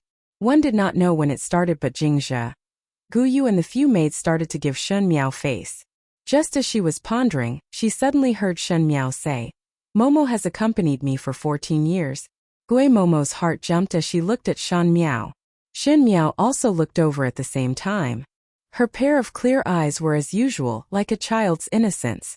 Gue Momo was also in a trance. Unknowingly, the infant who was crying piteously for food had grown into a delicate little girl, and then into the slender young lady in front of him. Gue Momo sighed in her heart. At that time Shenexin and wife fought on the battlefield all year round and instructed her to take good care of Shan Miao, but in a flash 14 years had passed. Ever since Momo was close to me, Shen Miao said softly, remember that there was one night when I had a fever and it was raining outside like now. The residents took the invitation to invite a physician but did not come. Momo was worried and ran out to look for one. In the end, she slipped and fell on the road and broke her head, but still insisted on looking for another physician. Gue Momo was surprised for a moment and her expression could not help but soften. Young lady, still remember these? Of course I remember. Nanny has been with me for more than 10 years. My parents didn't spend as much time as Nanny. I regard Nanny as my family. Miss, you're making this old servant suffer. Gue Momo sighed in her heart. She did not expect that Shen Miao, who had been cold to her all this while, would suddenly be this close today. As she sighed, her heart could not bear it. One was not like this from the beginning. At the beginning, when Shenexin and wife made her Shan Miao's Momo, her son had not married yet and did not have any grandchildren, thus she treated Shen Miao as her own granddaughter. There were times when she treated her with true feelings, but every man for himself and heaven and earth destroy him. Shen Miao was after all not her biological granddaughter, and the first household had promised that if the matter was successful, her son's entire family would benefit. Riches were sought in danger, and moreover Shen Miao really could not bring anything to her. The expression in Gue Momo's eyes changed a few times, but at the end she still smiled. Young lady, The weather is cold and the night is heavy. It is better to have an early meal and rest. When one is tired, light a stick of incense and have a good sleep. It would be good to light the incense tomorrow morning to pray for Furin and Master. Many thanks for Momo's concern. Shen Miao also smiled, but her smile seemed to contain some unknown meaning. She said, Momo can withdraw first. I will have a meal myself. Gue Momo still wanted to stay a little longer, but upon seeing Shen Miao's manner of chasing her away, she could only withdraw in embarrassment. After she left the room, she did not go far but walked to the window and listened carefully to the movements inside. After a moment in the room, Gu Yu's voice sounded, Young lady, the food is getting cold. Set the food. Following that, there was the sound of bowls and chopsticks clanking, as if someone was sitting at the table to eat. Jingzhe asked, Does young lady feel that this osmanthus soup is good? Not bad. Shen Miao's voice sounded. It is very agreeable. Then eat more. Gu Yu said with a smile. After listening for a while, it seemed that Shen Miao had finished eating, and there was the sound of the bowls and chopsticks being tidied up as Gu Yu carried the food basket out. One heard Jingzhe said, Does young lady still want to read for a while? Somewhat tired. Read for a moment more. Go and light the incense. Shen Miao's voice was weak. Gue Momo straightened her body and gave a deep sigh of relief before turning her head to look at the window again before walking out of the courtyard. When she was out of the courtyard, she could not help but turn her head back and whisper, Young lady, do not blame this old servant for being ruthless. If eldest Furin wants to deal with you, no one can stop her. After Gue Momo left, one did not see a male figure appearing behind her. He looked at Gue Momo's hurried back view and a look of anger appeared on his face. In the room, Jingzhe looked at Shen Miao worriedly. Young lady, Gu Yu had already gone out. This servant still do not understand what young lady wants to do. One did not know why, but Jingzhe's heart was somewhat uneasy, as if something was going to happen in this quiet deep mountain. She asked, Young lady just put up that play to deceive Gue Momo. Could it be that Gue Momo has some tricks up her sleeves? And Shen Miao's kind words to Gue Momo made Jingzhe very nervous, fearing that Shen Miao would be as obedient to Gue Momo as she was in the past. Shen Miao looked at the flickering lights and the tiny sparks made a crackling sound, forming a sharp contrast with the pitter-patter of rain outside. Pretending to eat and pretending to light the incense were just expedient measures. As for why she said those words to Gue Momo, it was not because she was soft-hearted. No one could turn back on this path of revenge. If it was not due to the kindness in the past, then it would be a reason to commit a mistake in the future. Evil people were never worthy of pity. Those were like the words of the winner to the loser in the inner palace, the words of the winner before the decapitation. She gently closed her eyes. Young lady, what to do now? Seeing that Shen Miao did not answer her, Jingzhe could only change the question. Wait for what? The young female's eyelashes moved slightly and her lips slightly hooked up. Wait for the moonless and windy night to kill and steal.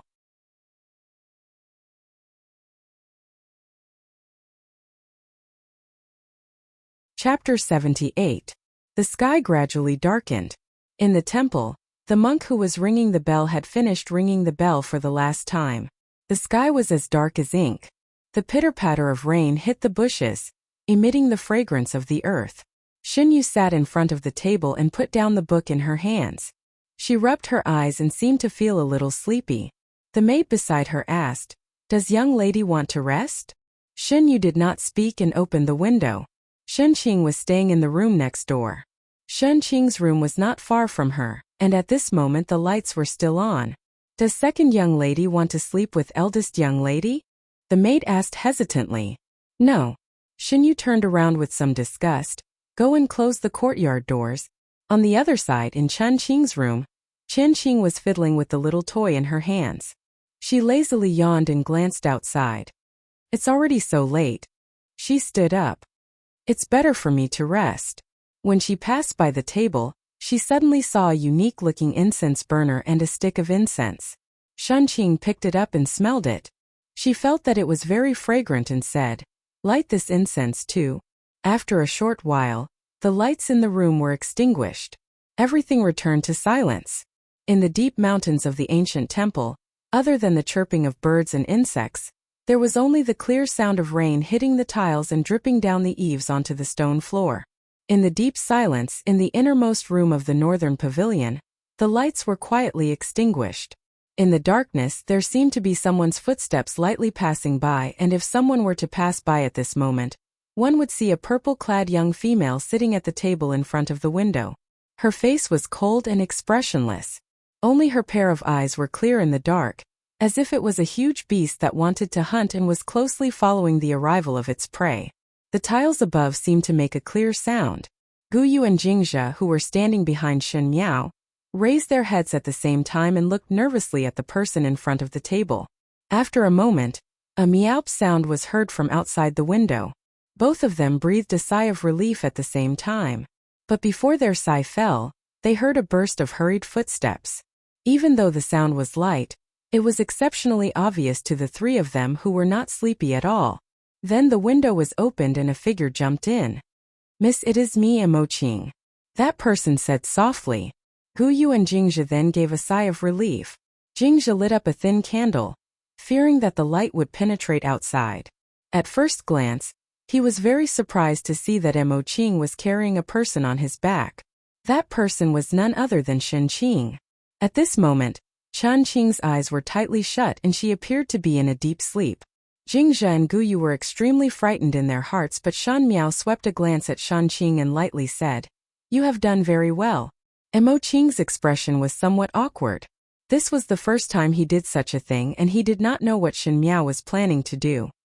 He only thought that it was because of Shen Miao's temper that she was dissatisfied with the room she was staying in, so she used this method to secretly change rooms in the middle of the night.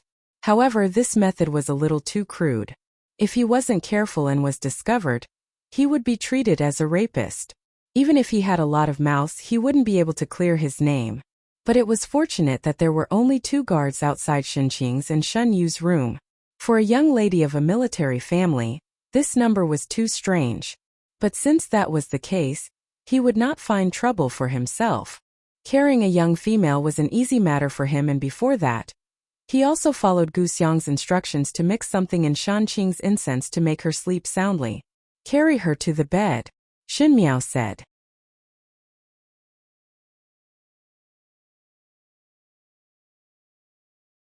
Chapter 79. Emoqing did as he was told, and after thinking about it, he pulled the quilt on the bed to cover Shen Qing. Even at this time, Emoqing still could not understand what Shen Miao wanted to do. "Young lady, now we..." Guyu asked tentatively. In this room, other than Shen Miao, no one else knew what she wanted to do. Emoqing thought that Shen Miao was playing in a fit of pique, but Jingzhe and Guyu could vaguely sense that it was not so. Shen Miao was no longer the kind of person who would be angry with others just because the room was not comfortable, not to mention that she carried people out in the middle of the night. If it was just for this small matter, it would be making a big fuss over a minor issue. "Let's go." Shen Miao swept a glance at the person on the bed. "Go?" Guyu was surprised. "Where are we going?" "Naturally to my older sister's boudoir."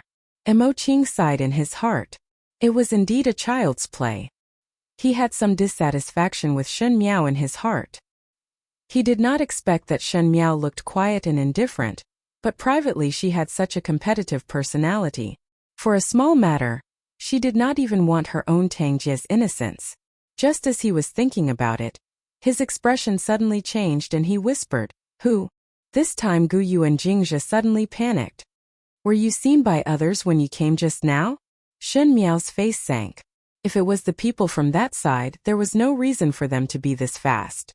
With Run Wanyun's all-round character, she would definitely make the other side wait for a longer time. Why would someone come to the door when Emoqing just sent the person over? Her expression changed a few times. If it was really not possible, then she could only use the lowest method. "I will go out to take a look first." Emoqing nervously pulled out the sword from his waist, but just as he walked to the door, he saw a figure passing by the window. Because he did not dare to make a big move, Emoqing whispered, "Who is it?" He pulled out his sword and slashed at the other party. But that black-attired person easily avoided Emoqing's sword, and one did not know what kind of body movement he used. One of his feet stepped on the eaves of the window and flew in like a swallow. He was like a fish in the water in this place. Once he entered the room, He suddenly turned around, and before Imoqing could react, that person moved sideways and easily snatched the sword from Imoqing's hand. In the next moment, that sword was placed across Imoqing's neck. The sudden turn of events stunned everyone. Xun Miao was also somewhat surprised in her heart. With Imoqing's martial arts, for him to be able to reach the position of commander of the guards, naturally it was not low. In the beginning, he relied on his martial arts to protect Xun Miao in the Qing country safely for many years. Now, he could not even withstand 5 moves from this man in black, and even his sword was taken away? Most likely Imoqing did not think that the other party would be so much more brilliant than him, and seemed to be ashamed but was more worried about Xun Miao's safety. He said, "This one has no grievances nor enmity with this brother. Why would this brother make such a vicious move?" His words were not wrong. Other than the monks, there were also the guards of the Shun residence in the temple tonight. But among the guards of the Shun residence, there was no one with such brilliant skills. Imoqing's heart was surprised. Could it be that there were other people in this Wulong temple? The other party did not have the intention to let go. A slight sound was heard, and it was Xun Miao who had found a match and relit the candle that was about to be extinguished. The other party did not expect that someone would suddenly light a match, and did not even have the time to cover it up. He subconsciously revealed his murderous intent, and it was obvious that he intended to silence the witness for a living. However, when the dim yellow light lit up, everything in the room could not be hidden. Under Xun Miao's cold gaze, a trace of astonishment flashed across the handsome face of the person opposite. He then frowned and coldly said, "Shun family's girl? Can you release my guards?" Xun Miao's voice was colder than the autumn rain outside. "Xie little Marquis."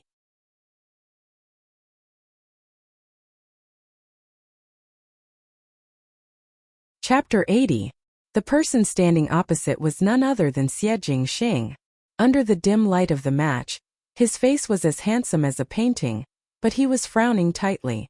There was a coldness that was completely different from the daytime, as if he had become another person.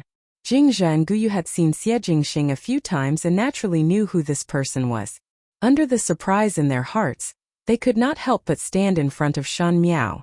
It was Imoqing's first time seeing Xie Jingxing, and he did not know who Xie Jingxing was, but from Xun Miao's words, he knew that both of them knew each other. Xie Jingxing stared at Xun Miao, and after thinking for a moment, he smiled and released his hand before throwing the sword back to Imoqing in a blink of an eye. He lazily retreated to the door and hugged his shoulders. "Shun family's girl, for us to meet here, should I say that we are fated or fated?" Xun Miao did not bother about him and only instructed Imoqing and the 2 maids, "Quickly leave."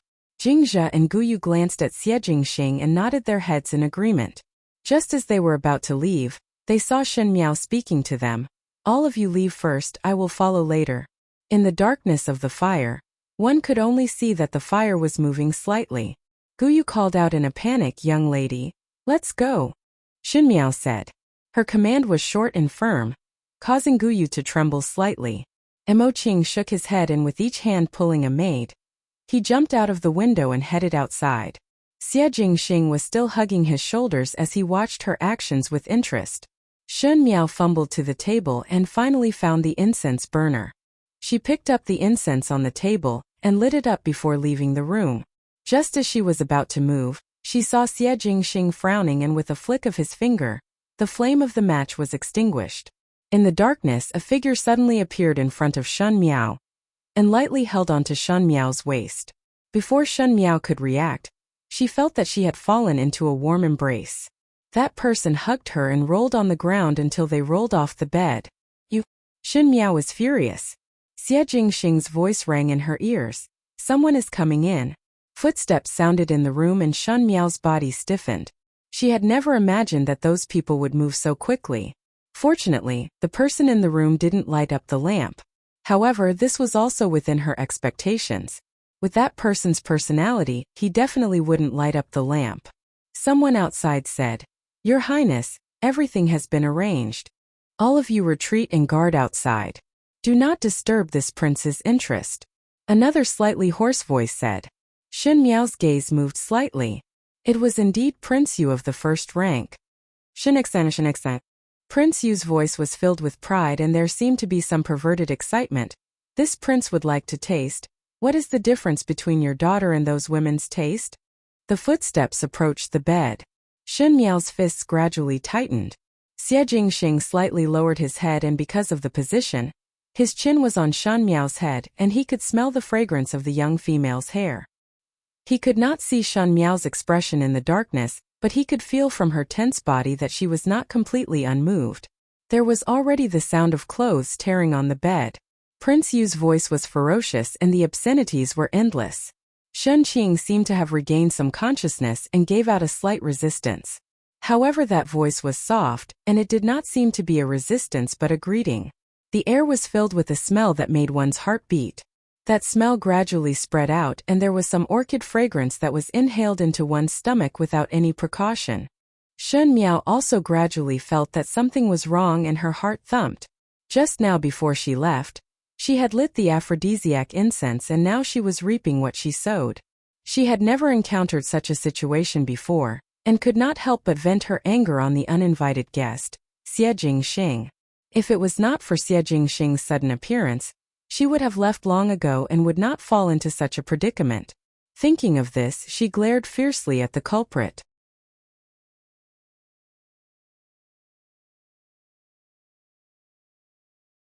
Chapter 81.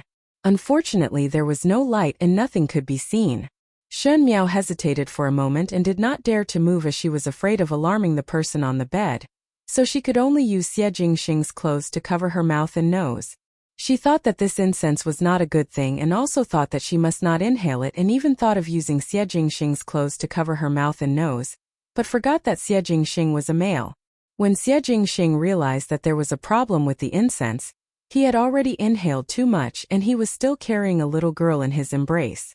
Now Shen Miao was still wet behind the ears and even though she had a flat figure, she was still a warm and fragrant jade. His body was somewhat tense and at this critical moment, Shen Miao still rubbed against him and buried half of her head in his embrace. Xie Jingxing took a deep breath. Ever since he was born, this was the first time he was in such a sorry state. Looking at the top of his head, that big bed was creaking non-stop and the female and male's voices were intertwined, making one's heart beat faster and one's face blush. That movement made one suspect that the bed would not be able to withstand such movements and collapse. After clenching one's teeth and listening for another half an hour, the movements on the bed gradually became smaller, as if it was tired for a while. Shen Miao's body was also very stiff but at this moment, she felt Xie Jingxing hugging her and rolling on the ground before taking advantage of the window that was not closed to fly out.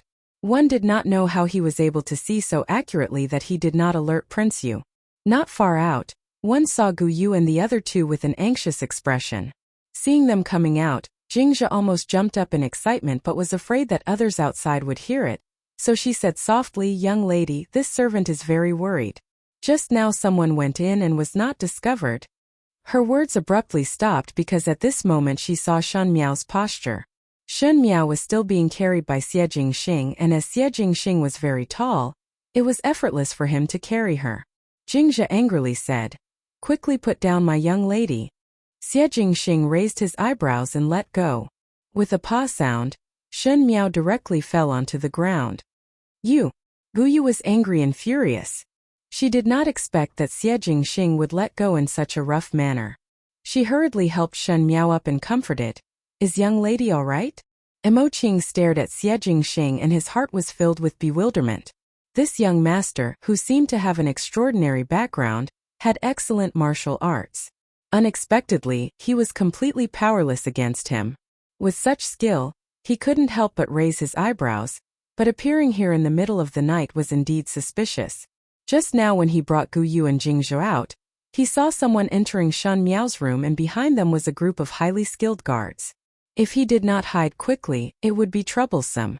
Emo Qing could not help but look at Shen Miao again.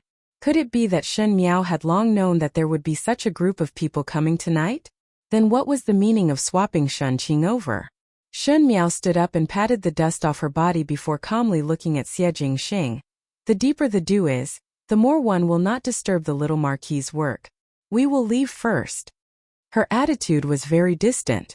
At this time the rain had not stopped, and as the rain fell on her body, her clothes became wet. With the light from the lantern outside, Xie Jingxing's sharp eyes swept across her face and suddenly smiled as if he was watching a good show. To leave from here, one need to pass through the outer courtyard, and there are a large number of guards guarding. If you want to go to your death, this marquis would never stop people from going to their death. Please. His words were really annoying, and there was a mischievous smile on his handsome face. Shen Miao looked at Emoqing, and Emoqing shook his head and blushed with some shame. This subordinate does not have the confidence to do it alone. Even though Prince Yu was incompetent, his subordinates were not to be trifled with. Little Marquis seems to have a card up his sleeve, she said after a moment of silence.